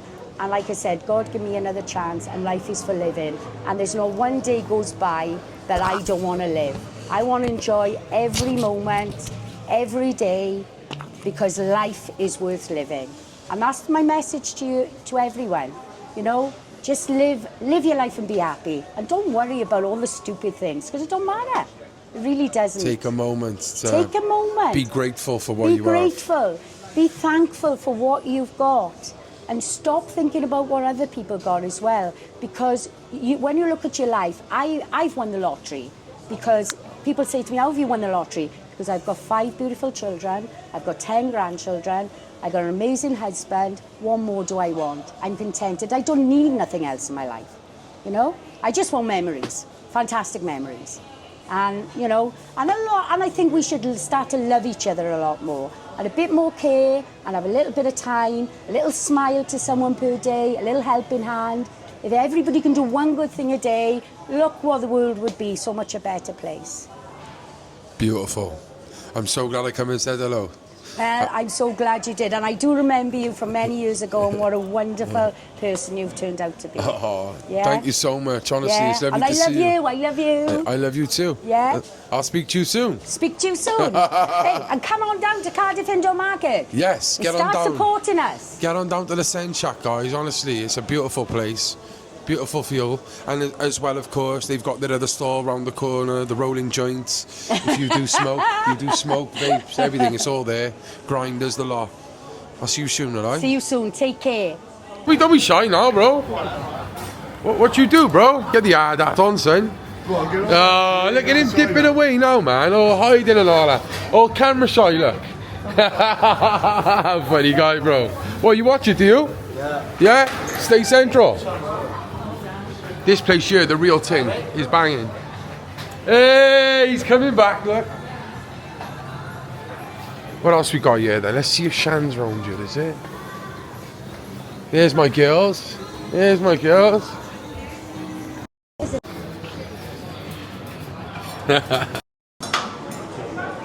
Here's the place to get all our free burgers and bacon rolls from you. Pick up Justine, yeah? That's what's happening. Where's Shan? Hiding, is she? Holiday, probably. She doesn't even work anymore, does she? Joker, mate. You're a joker, you are. Oh, it's good to see you anyway. You alright? Yeah, yes, John. What's happening? Yes, this is like a trip down memory lane. I used to be, right, a proper pain in the ass, to be honest, with them all. But they're all towns. They miss me, really. The whole bag.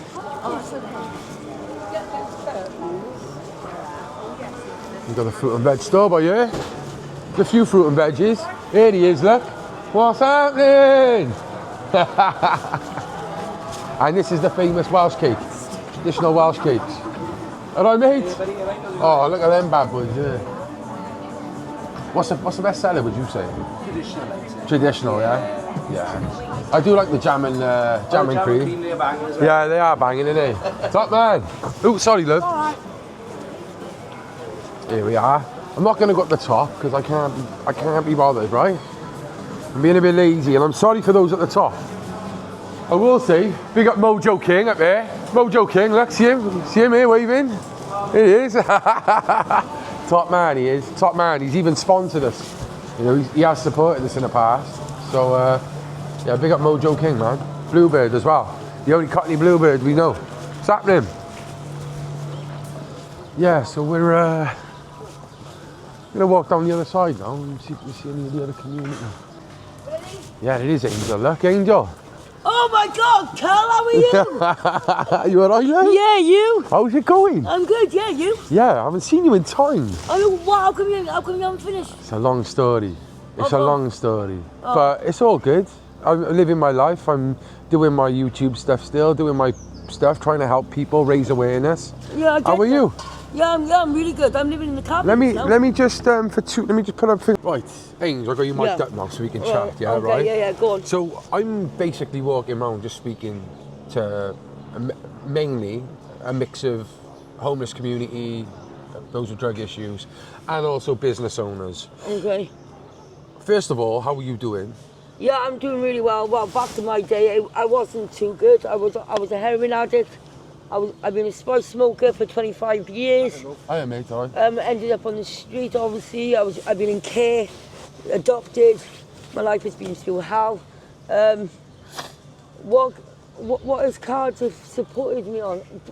It is not much really in that amount of support, because in a way, I don't know how I can explain it additionally, because if you ask for that support, you still get ignored in any hostel you go to. But the one I'm in at the moment, they give you 100% support, is the Hayes. It's the what? The Hayes place. Okay, yeah, that's where you are now. Downtown, yeah, that's where I am now. I was Yeah. living in the Huggard, where we drug paraphernalia everywhere. You know, it's a situation. Right, Con. Sorry about that. Sorry. So basically, if you go down the Huggard, they won't give you no support.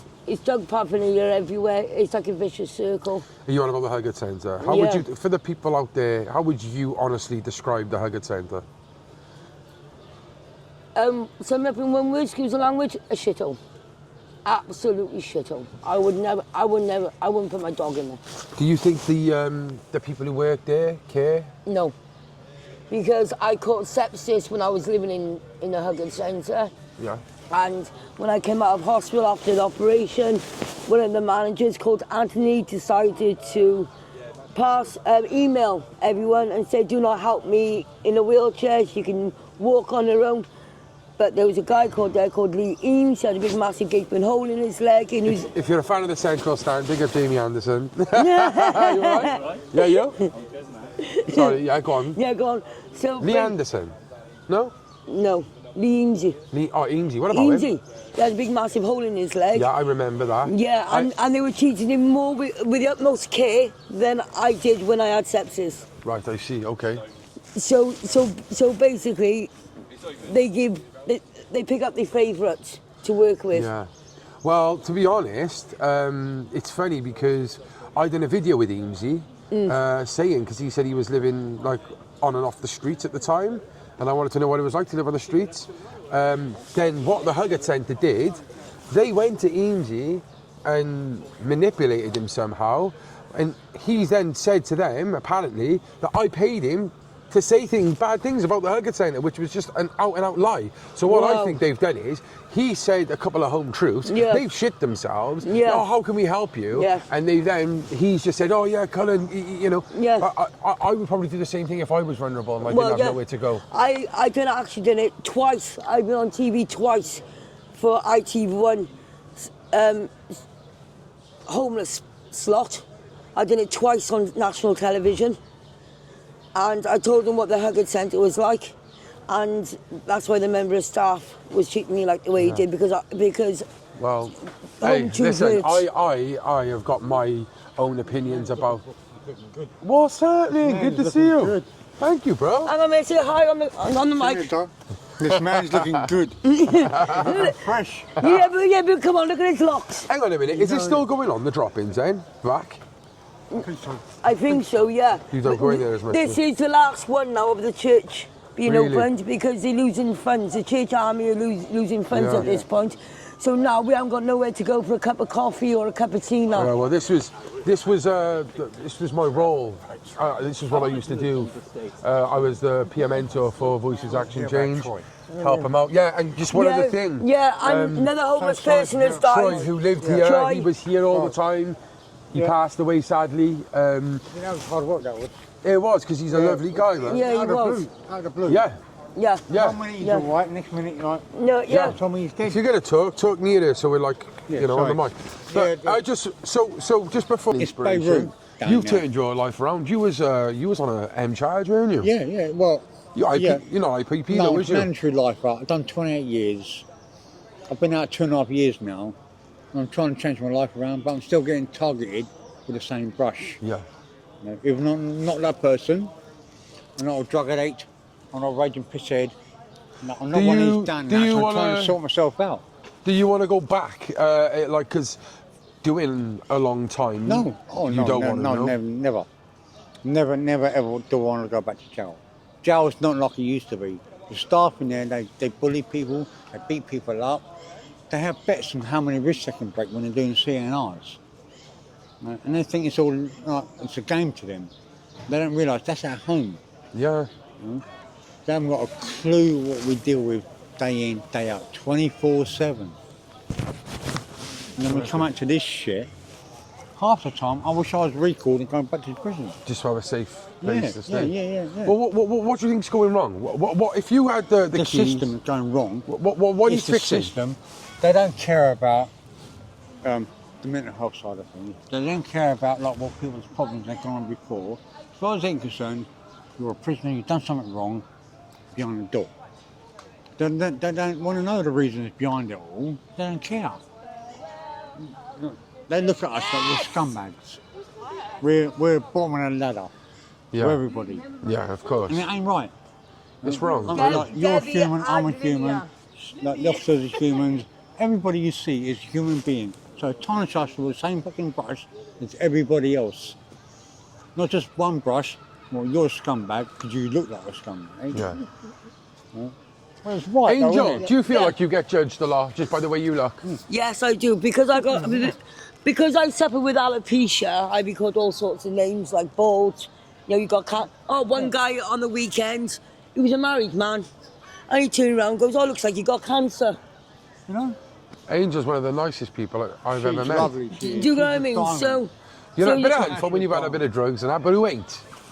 You know, your heart is what's pure. Yeah.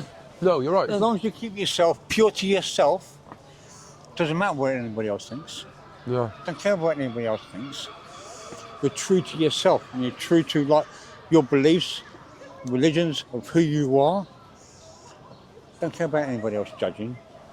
Let them judge. Yeah. They don't know you. They don't know what you live for. They don't know But what they're you've going to be done. one paycheck away from where we are heading. Well, that's what I was going to where we ask are. you. I was going to ask you, if there's anyone out there who is judging, what would you like to say to those people? Well, if people are so judgmental, What's that? Put on. Because people can judge people. Only God can judge, and He only makes decisions for people. That's nice. Right.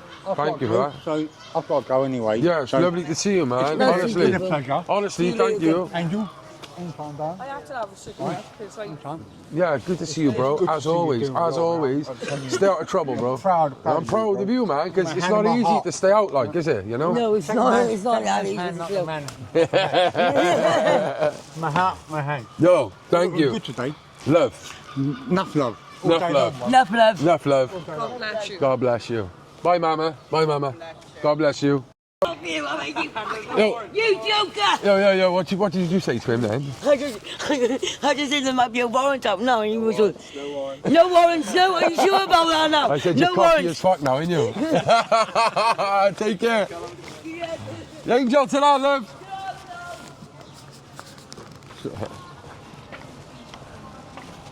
That's funny as fuck, that is. She's a funny girl, Angel, man. I love her with all my heart. Yes, brother? You alright? Yeah, nice one, bro. Yeah? Hey. Give us Good to see you in town, mate. I know you are. What's that? Give us some words of wisdom, bro, for the people out there who are struggling. Just give us a couple of words of wisdom. Well, I holds up the homeless, like I do. Look, I hold up the homeless. Ask the Angel by that. Yeah, I know. I always see you about doing your thing, man. I'm the reggae man. Yeah. Come with the reggae man. The reggae man, yeah? Yo, love you, bro. Yeah, Keep nice doing one, your thing. man. Keep staying positive, bro. Up the bluebirds. Up the Bluebirds. Stay central.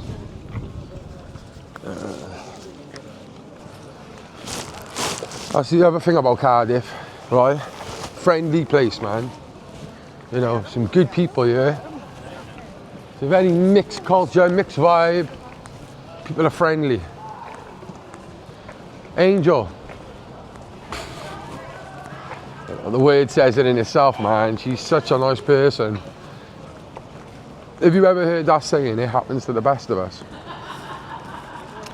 The shit she has dealt with in her life, the shit she has dealt with from a young age, and for her to still be the way she is in terms of her attitude, not her actions through addiction, I just mean the way she is towards people and how she looks at humanity.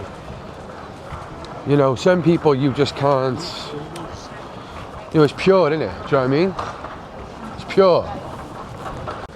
Here is the Cardiff Castle in all its glory. Beautiful place. Look at the size of it. Wonderful tower. It goes all the way around, stretches around, and you've got the Norman Keep inside the grounds as well. Wonderful. Yes, Quinn? Hi, lad. Do you want to say anything positive to the people? Give them something. Hello, everyone. God bless you all. Have a lovely day. Yes, bro. Quinn, do you want a coffee? What do you want? I'll have a latte, please. Latte? Yeah. Yeah, you too. Yeah, man. Omar, bro. Omar, but mate, I haven't seen you. I know. Since last time you gave me some clothes, you remember? When was that? You gave me some clothes. I went in the church in here. Ah, right, yeah, when I was working there. Bro, but tell the people, before then, before I got off, what was our lives like, bro? Oh, man. crazy, man. No, I'm really not. Like, what is wrong with people? Was you in there? No, I was just in there. Oh You my were shouting God. and I was like, I literally bought a coffee for someone, right? And they were giving me a stinking look in there. And then I was like, why? And then they were like, you was on your phone. I was like, I'm allowed to order a drink and be on my phone. Why are you taking it out of me? And then she come out giving me the look, and I was like, I don't know. Nice to see you. Bye. Sorry. Yes, Mike. What's happening, bro? Yeah, you right? I remember. You have to come and say it on the mic, by yeah. Come by there and say it. Yeah, on the mic. Say hello. I'm on the mic and say it. Say Right? hello. Keep it central. Tell them what you do, Mike. Oh, so I'm just create content. Come by the mic. Come by the mic and look down here. What do you do? I create content. I help people live a healthier lifestyle, make better choices. Wicked. That's good. That's fantastic. Yeah, just help people feel good about themselves. Yeah, get Central to promote you. You know, get Yeah, some good that's what I'm saying. promotion. Where can the people find your stuff, Mike? So if you go on Instagram, TikTok, YouTube, it's all Mike One Koeman. So that's Mike One Koeman. Yeah, He has a really good energy about him. We were actually man. looking to do something soon, and we are going to. I'm just so busy, but yeah, keep doing the good work, Mike. You're doing a good thing for yourself and everything. You're inspiring a lot of people as well. Yeah, man. Thank Yeah, you, man. bro. Yeah, man. Nah, mate, keep doing you, bro, and we'll link up soon. Safe, Nice bro. one. Yeah, where were we, Owen? Where were we? Where were we in the past? We were talking about Cottage flats. What was those flats called? Rough when I didn't place. Bro. Bro, I had some Fucking sketchy nights in that flat with you, bro. I know. Bro. You keep calling late night, late mode, Yeah, late mode. I know. Who's got it? Bro, you was worse than me though, bro. You know when we were smoking and I like, yo, don't call my name. Shut up. Yo, don't call my I name. get pranked. I get pranked, bro, yeah. I get pranked. I wasn't really enjoying it, but I was doing it. It's like they were twisting my hands, like, you know, they make me do it spiritually, like, you know. How long you been in Cardiff now? You are part of the furniture, didn't you? Yeah, I've been here for 30 years now. 30 years, isn't it? Yeah, man. And before that, did you move straight to Cardiff from the UK, or did you live in other places? Birmingham place. I was in Tamworth. And tell the people where you're from originally. I'm from Senegal, West Africa. Yes, West African. Yeah, man, jollof rice. Yeah, that's where I'm from. Yeah, man. Yes, bro. Hello, brother. man. How's it going, guys? And obviously you've got kids here now, man, Yeah, haven't man, you? I got three. You know, a couple of I got springs. one daughter and 2 boys in St. Melons. Yeah. Yeah, man. Bro, it's mad, isn't it? Like, how old are you now? Me, I'm 54 now. Wow. Yeah. So you was like, when I was getting on here, young, because I was like 17 CAU I days. seen you doing your insurance things first, you know, You with was your like, dad. Yeah. What kind of people? What was it? With your dad, insurance, right? You know? Done a couple of claims with us, innit? I know. And I used to pick up my meth in my suit and tie. Yeah. Whoa! Oh, I swear we done a and you were smart, you know, getting money from people like this, you know, bum on the street. Like this. Well, people don't know You were this. doing it in different level too. You know, like these other ones, like that, they're begging. The beggars, No, they're not like this. You were doing it in different level. Well, actually, do you know, I'm glad to see you, because I tried saying it to people. On style. But no, it was I was a different good level. tapper, weren't I? Yeah, man, good tapper, man. Quick. Oh, I'm surprised you remember that, actually. And then obviously we done jail together. Yeah, we Do done. you remember when I used to ask you to keep your mouth back Yeah. I know. On B-Wing. Fucking hell, I know, bro, the things we do in it. But thank God, man, I finished all that now. Like, Well, you did. You've been doing really well for quite some time now, haven't you? Yeah, I've been doing good now. I'm waiting now. I'm on launching phase now. Maybe 8 months now. I'm going to Africa, man. You going back? Yeah, I'm going to Africa. No, I'm going. Just to visit, yeah? Family? To visit, maybe. I'm getting some money to buy land. Really? Yeah, man. Oh man, good Yeah, for man. you, bro. To buy land, Good for you, man. And try to build a few rooms, like 3 bedrooms down there. That's amazing, bro. Yeah, it's cheap too. It's easier to. Yeah. You know. Yeah, Senegal, man. Senegal, Nigeria, lovely. they're good countries, yeah, man. Sadio Mane is down there, like, you know. Bro, Mane's my guy, bro. He is my guy, bro. Yeah. But, all right, then, well, maybe you could give us a valuable lesson for those yeah, brother, we both been on the bottom, like, you know. Yeah, been tell there, the people been something positive. Maybe someone who might be struggling with addiction. Anybody's doing this addiction, it's like a calling for you. You have to go to that road, but you know, you have to go to that road. At the end of the road, you know, it's a peace, like, you know, you'll find joy there, yeah? You know, don't judge no one, man, because they can flick, you know. The other side of the coin is there too, you know. These people walking past man. oblivious who think their shit don't stink. Yeah, man. It can Everybody happen to them. stinks. Everybody stinks. Everybody stinks. Yo, oh man, bro. Yeah, man, I it's love good you, to man. see you, bro. Good As to see you, always. man. As Yeah, man. always. Yeah, man. Love Yeah, you, man. brother. Love you. I am so glad I bumped into Omar, man. Do you know what? I think I was at Treforest when we done the Treforest one, and I was saying how before I was a shoplifter, I used to go around different town centres and pretend I was a lost student. Omar, he remembered. I'm so glad I seen him, because people might just think I'm chatting shit. Honestly, I would make hundreds a day doing this. I don't even know why I chose shoplifting, because before then I never went to jail, nothing. Got away with everything. Look who I'm with, Pikey, man. What's happening? What's happening, bro? See? Yeah, you're looking really well, bro. Thank you, bro. No smoking, innit? No smoking. You quit the weed? Yeah, 5 months, innit? Wow. Do you know what? Do you know what? Do you know why I want to tip my hat off to you? Because even when you stopped everything else, yeah, you was like, I'm bunning the weed though, and you've kicked the weed, yeah? Any weed smokers out there struggling, what would you tell them? Well, sitting in all day smoking weed don't help depression, does it really? You just end up fucked with no money and skinny usually. But yeah, so you know, with the money in your pocket, which you're smoking, you could be going out doing something positive, you know? Yeah. Yeah, good. I like that, bro. I like that. And last time I saw you, you was struggling in a hostel. You still in a hostel? No, yeah, I've been in my flat a year now. You've been housed? Yeah. Ah, preach, bro. Amen. Yeah, I'm so blessed, glad. Bro. Do you think that was a big catalyst to you getting off the weed as well? Do you think that helped? The positive going into a flat, yeah, it helped a lot. Because speaking to people, the drugs, the hostels is where it's at for the drugs. Well, yeah, it's rife with it in there. You know, people are shouting up the windows, you know, blatantly, and they're serving them out the front of the hostel. And how are people supposed to get clean, right? Yeah. Exactly. If there's, you know, the one place they're trying to get support is got drugs. Yeah. You know, it's a vicious cycle, isn't it? That's it, bro. Yeah. Nah, fair play, bro. Well, I'm so glad you're doing well. I'm so glad you've been housed. Leave the world with something positive. Tell them something positive. Take a leaf out of Cullen's book. Look at what Cullen's. You know, you've achieved so much, bro. You're doing well. Oh, bro. Bless. I love you, man. Good to see you. Brother. Just want some words of wisdom, quickly. Is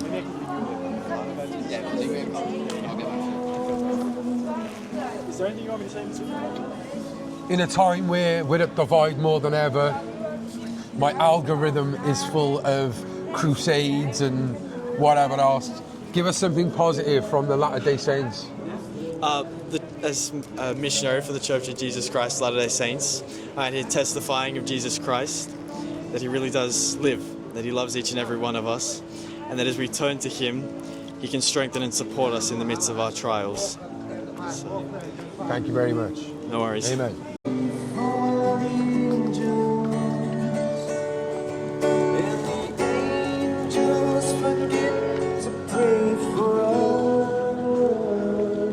Just because we're here, I might as well. Let's see if De La Sun's Tanning's open. I think I got some 3 minutes. One of my sponsors, Andrea, good person. A partner, Eric, I've known for years, got a few barber shops within the city centre. Used to have one on Clifton Street as well. Let's see if they're there and maybe give a little business a plug. It's funny, it's called Dominion's Arcade as well, and literally, this place, he is from Dominion. He's one of my Iranian soldiers. Just want a positive word of wisdom for the people. Just say something, hold it, and give them something positive. Tell the people. Hello everyone. What do you want to say to the people? Anyone out there struggling? Tell them something. Enjoy the Cardiff. Cardiff is a beautiful city, mate. What part of Iran are you from? I'm from Tehran. And are you ever going back there soon? Want to visit or? I see that my family in the Turkey is enough for me. Yeah. But you live in Cardiff now. Yeah, I love Cardiff. Yeah, it's a beautiful city. How would you describe Cardiff in a couple of words? It's a very, very kind people, friendly. I'm happy here. And coming to Cardiff, visit the Cardiff and enjoy the Cardiff, mate. See you, mate. That was perfect.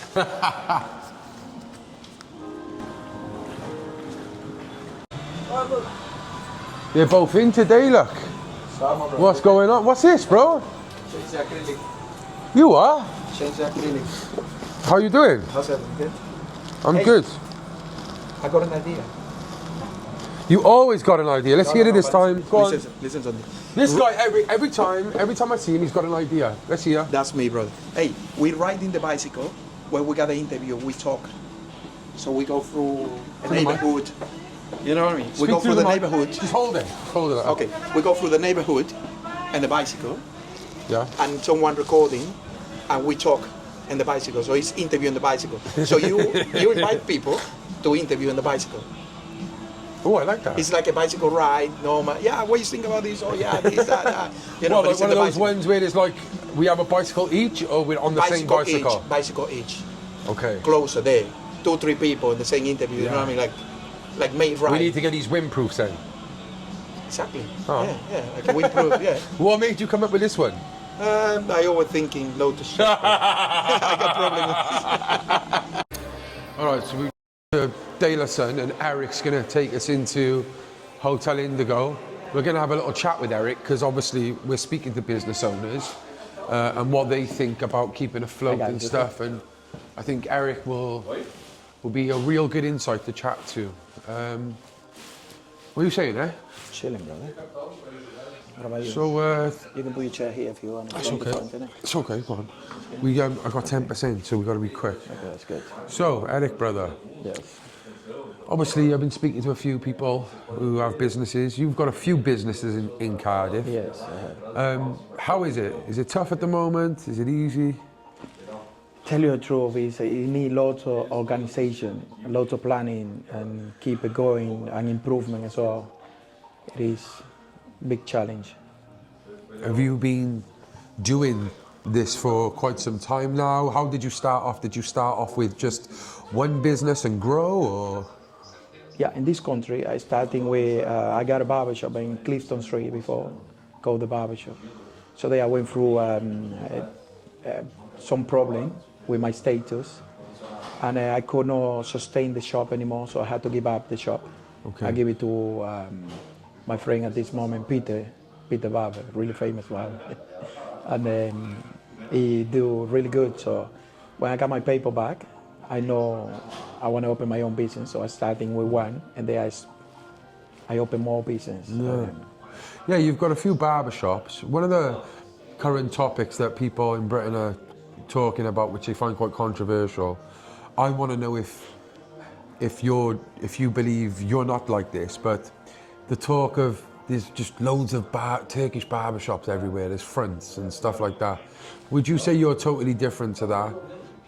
Well, we are totally different because I got 23 years, 24 years experience exactly. And there's something with the Turkish community. They want to be their own boss. They don't want to working for no one. So they start to clean the floor and the custom barbershop. And then before they can do a haircut, they want to open a barbershop. I mean, this is wrong by one part, but by the other part, it's like they want to be their own boss. They want to do their own business. And about laundry money, I don't say they don't do nothing dodgy in their business, because probably they do something dodgy, selling cigarette or vape or anything they can do. But laundry money, I don't think so this is true. Like they use the barbershop to laundry money, most of the barbershop. Because let me explain to you how the barbers make the money. We don't selling any product in the barbershop to make the money. We're selling our time.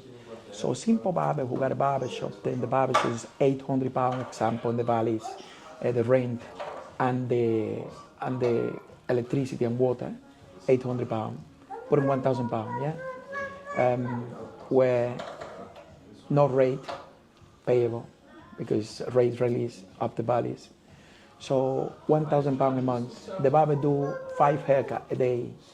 For example, £20 per haircut. You make £100 a day.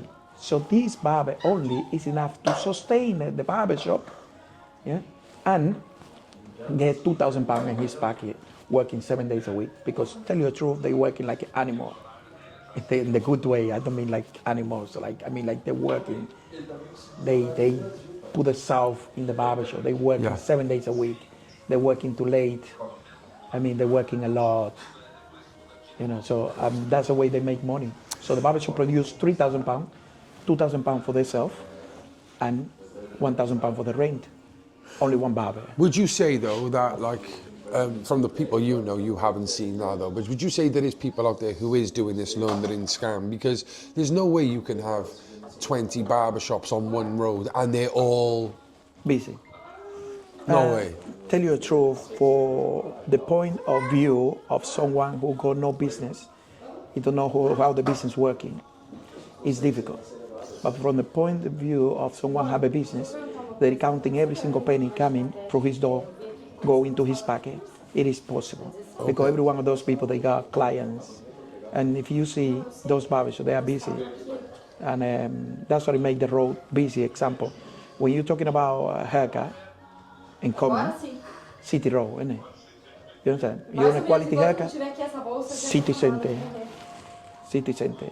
So what, City Road for just a quick cut? Yes, City Road for Quality. quick cut. Quality, you know, obviously quality and talk and everything, you know, like City Center, 100%. You know, because we pay more rate, we're charging a little bit more for haircut, but we give more quality as well. So it is like you can go to a barbershop. I mean, it's few barbershop in City Road. They are outstanding.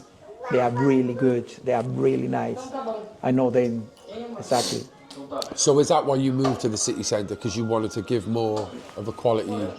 I moved to a city centre because I don't want to open a barbershop where there's other barbershop around. Yeah, of course. I don't do this to anyone. I don't allow people working with me do this to me. Yeah. You get me? So that's, I respect this. So that's why I moved city centre, because I got a space where I cannot see other barbers from my front. I don't believe in this, like 10 barbershop, and I want to go and open another barbershop to be 20. Yeah. So what would you say the biggest traps are in opening a barbershop? What are the biggest don'ts? Or what's the most common thing you find that people mess up on, would you say? Okay, establishment. Every business had to go through the period where it had to be establishment. Where it had to be establishment. Where you had to be doing the time in the business. Where you had to be there no matter if it's client. You had to open, example, from 9:30 to 7. Every single day you had to be there. You know, and as well quality and get good review. I mean, it's a combination of stuff. It must be done properly. If you don't do properly, it'll be a problem. Yeah, it only takes one bad review, don't it? Oh, bro, take one bad review to take 1 point, go 4.9. And one of the things we've spoken about many times you've been frustrated with is business rates and stuff. The little kid's just crawling over to us like... It's okay. Hello, okay? little man. I got enough kids already. Sorry. It's okay. It's okay. But Hello. You're messy. You really love me. Hello, you okay? A little bugger. Sorry for that. That's all right. You want to be famous as well? That's nice. Okay. Oh God, that was cute. Yeah. But scary, brother. I don't want no more kids. I got enough. Yeah, so just quickly, obviously, just like yeah. the important shit I feel that people are struggling with is the business rates and stuff. Okay. Do you feel this is on purpose? The government are purposely trying to hinder people from setting up successful businesses? I would say the truth. This is the rules, but situation change and stuff changing. When the COVID-19 came in, it was a movement of prices. Many prices go down, many prices go up. Example, prices of the renting, it go down. One example. I got one place, it was £61,000 before the COVID, and I get the place for £25,000 for 10 years straight, yeah? So when they had to do the re-rate after COVID, straight away, they don't do the COVID based on my contract on £25,000, because the value of this property is not the same what it was. So they did the re-rate based on big company, like Max Spencer, Prima, Ticketmax. They used them as a reference where they was doing really good. You understand what I mean? Yeah. So when you put it through this way, they don't use small business as reference, and they tagging us in the high price. So this is something like we cannot be paid those price anymore.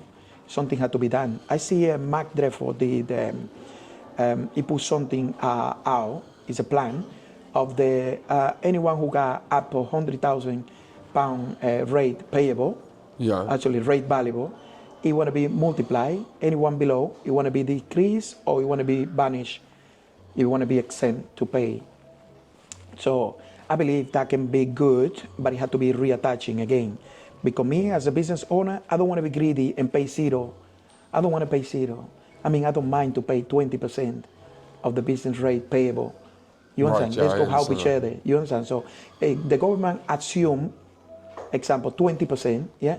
The other big business assume 15%, and we assume the 20%. So there it is payable. You understand? So Yeah. small business get help, and no one suffer directly. So what's the problem, man? Why are people saying it's a big problem? It's a big problem because if you don't make the money on your business rate, they send it to court, and then they send it to bailiff. Right, okay. And the court, the judge say on your face, well, the business rate is on your name? Yes. Well, you have to pay. So you have to pay. So imagine you are in the contract for 10 years. Yeah? Yeah. And you got business rate what is coming every year, and you're not able to pay the business rate. Yeah. What you will do? What you will do? If you leave the place and close the business, you're in trouble.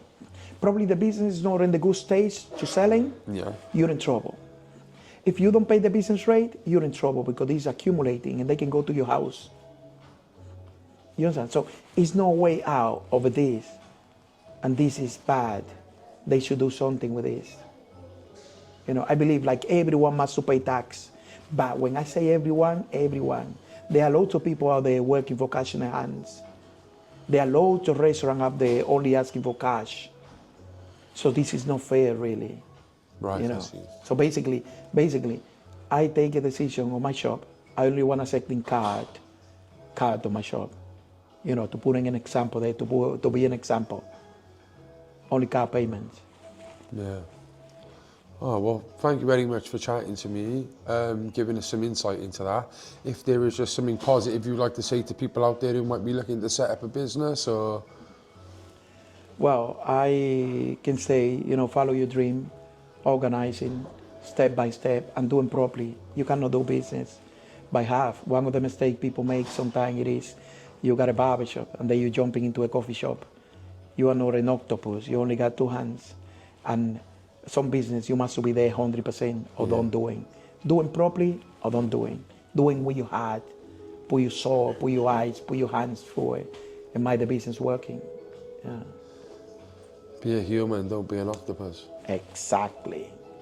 Don't put it this close. It's far, it's fine. I'm here with Andrea from De La Sun, who is Eric's partner. Andrea, how long have you been working in Cardiff? Nearly 3 years. How is it setting up this business? Was it scary? Difficult, scary. Was it? I nearly gave up after 3 months. If Eric is not push me, I gave up after 3 months. I cried every day. Yeah, really? That hard? Yeah, it was really hard. Really, really hard. But, thanks God, I didn't give up. You don't regret it now, yeah? No, we are okay now, but it's very hard. People are comparing us with the big companies, and it's not fair. Small family business, running a small family business is very hard. Yeah. And yeah, just for the people out there, can you give any advice if you're starting up something like this? Believe yourself, believe that everything is going to be fine, and put all of your effort, what you can do, and just be positive. Otherwise, it's not working. You have to give up something for something, unfortunately. Yeah, that's true. But you we give up many things. You've sacrificed a lot. Definitely. And are you anywhere near where you want to be? At the moment, I'm okay where I am right now. Obviously, if I have opportunity, I would like to be more bigger, and obviously, I would like to be increase my number of my beds, blah blah blah. But at the moment, I can't. People comparing me with franchise businesses. Like Gloder and Lextown. Yeah, and it's absolutely not fair. It's absolutely not fair. We are a small business. We are a family business. We put all of our effort, all of my heart for this. This is my baby. This is absolutely my baby. I have to look after it, you know. Nobody can look after my business as you do. I have lovely, you know, employees. They are lovely. They oh my God, they are the gold. But I have to look for my babies. Same like for everyone. Yeah, people say that with Central Club. Like, I try to bring people in to help and get involved, but no one will love it like No. I love it, so it'll never be It's the true. same. It's true. And people say, if you could find someone with just half of the passion you have for this, It's gonna be easier. you've got a good person. Yeah. It's hard. Yeah. I So- think it's more business, like big businesses or franchises, is for them is much easier. Mm. For small family businesses, is in very hard situation right now. Yeah. Very hard. You feel like we're struggling more now than Yeah, ever? of course. Look, we haven't got paid holidays. If we are sick, we have to come to work. We haven't got choice. Because we have to pay the bills, we have to pay the business rates, we have to pay the rent, we have to pay the employee money, we have to pay everything. Yeah. So I don't want to complain because it was my choice. Yeah, but you feel like there's like the government don't support local businesses, do they, or people to set up their own businesses? They don't. No. Yeah. Do you feel like Britain is a broken place at the moment? Because I am a foreigner. Well, I'm Hungarian. Yeah. I originally came from Hungary 18 years ago. I can tell that I have better life here in the UK than was in Hungary right Okay. 18 years. I can tell. I can't say nothing wrong to Britain because I know what is the difference to live in the UK Yeah. and live in other countries. Yeah. So I'm grateful, Hannah. I'm grateful for where you are, yeah. I'm grateful for the people like you, because Welsh people, they are lovely, they are very nice with us, so I can't say nothing Yeah. wrong. But obviously, I can tell that too much changes went through. Since I arrived 18 years ago, our life was much easier 18 years ago than right now. 18 years ago, I felt the difference much more with the UK money and the Hungarian money. Right now, is difficult. Wow. The rent is three times more than was that time. And the many say the same. Yeah, for example, 2 years ago, I went shopping for, I don't know, £60. We have 3 children at home. This is fine. Now I can go for shopping for £110 is not Wow. enough per a week. Crazy. And this, Yeah, no, I agree with you. You know, that says a lot that you can notice that difference as well. We've had many conversations as well in the past. Obviously, you came here and you've worked hard, you've contributed. Do you feel like the way things are with, thousands of people coming over on a boat every day, does that frustrate you, or do you believe these people should come?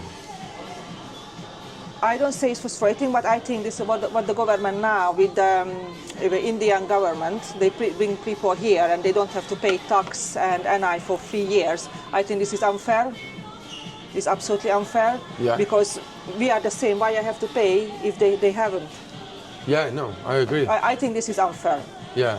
Well, Andrea, keep doing what you're doing. You're doing an amazing thing. Thank You're a ray of sunshine, just like your beds. And I'll see you soon. Thank you. See you soon. Stay central. Yeah. What's happening? All right, it's the day after. Camera ran out, and I'm gonna go and do it all again. I'm off into town now to do the gym, but I thought I'd finish it here again, where we started.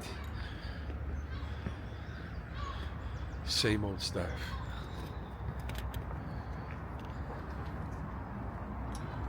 Oh, he's not here today. There we are.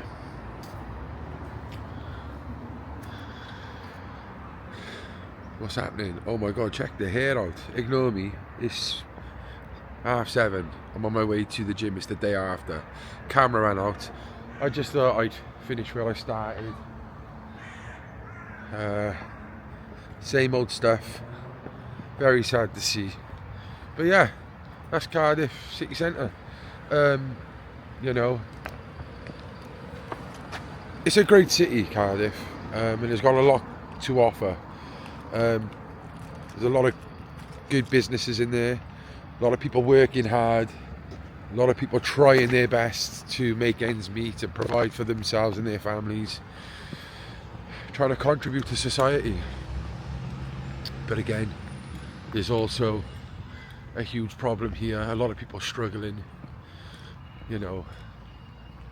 it's sad to see the same old faces just dossing about on the streets, and I get it, like, you know, some people, they might get all the opportunities, but, you know, it's just, they can't help themselves, and that's the problem there. They need support the same way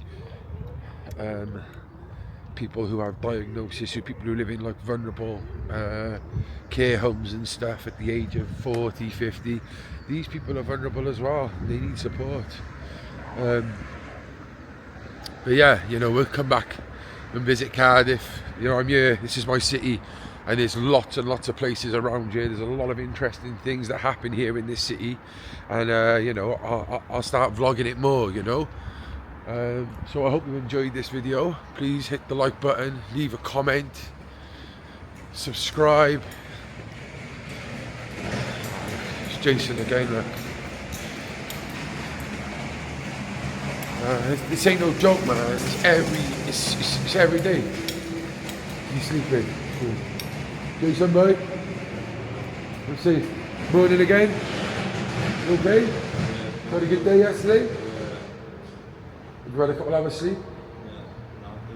Hey, yo, I'm going to the gym. I'll be back. If you want to come and meet me in there in an hour, I'll grab you a coffee now, alright? Nice one, Jace. Yeah, it's sad, bro. But yeah, guys, if any of you want to help anyone struggling in here, they're always at the same places. They don't go far. They rely on their pitch, really. You know, and like, I do want to say, there are people within services who I've worked with, as much as there are a lot of people out there who do it just for a job and they don't really care, and you know, I might not see eye to eye with a lot of them. There are some good people in there as well. I would like to say a big shout out to Tim, who works on the outreach team. He's like me, like he's lived that life. I've been in dingy flats with him, drinking, taking drugs, and you know, he's turned his life around, and he's one of the good ones, and he does a lot of good work, you know. Obviously he's tied down with what he can and can't do because he's working for a service, but he is a good person and he helps a lot out in the community. But yeah, there's only so much we can do as individuals, you know. We've all got our own problems to deal with. Hey, look what it is. It's Homes from Under the Hammer. Hey, give us a wave. Hey, could you just do me I'm doing a vlog. Will you just say on the camera, finish it off, stay central. Stay central. The Central Club.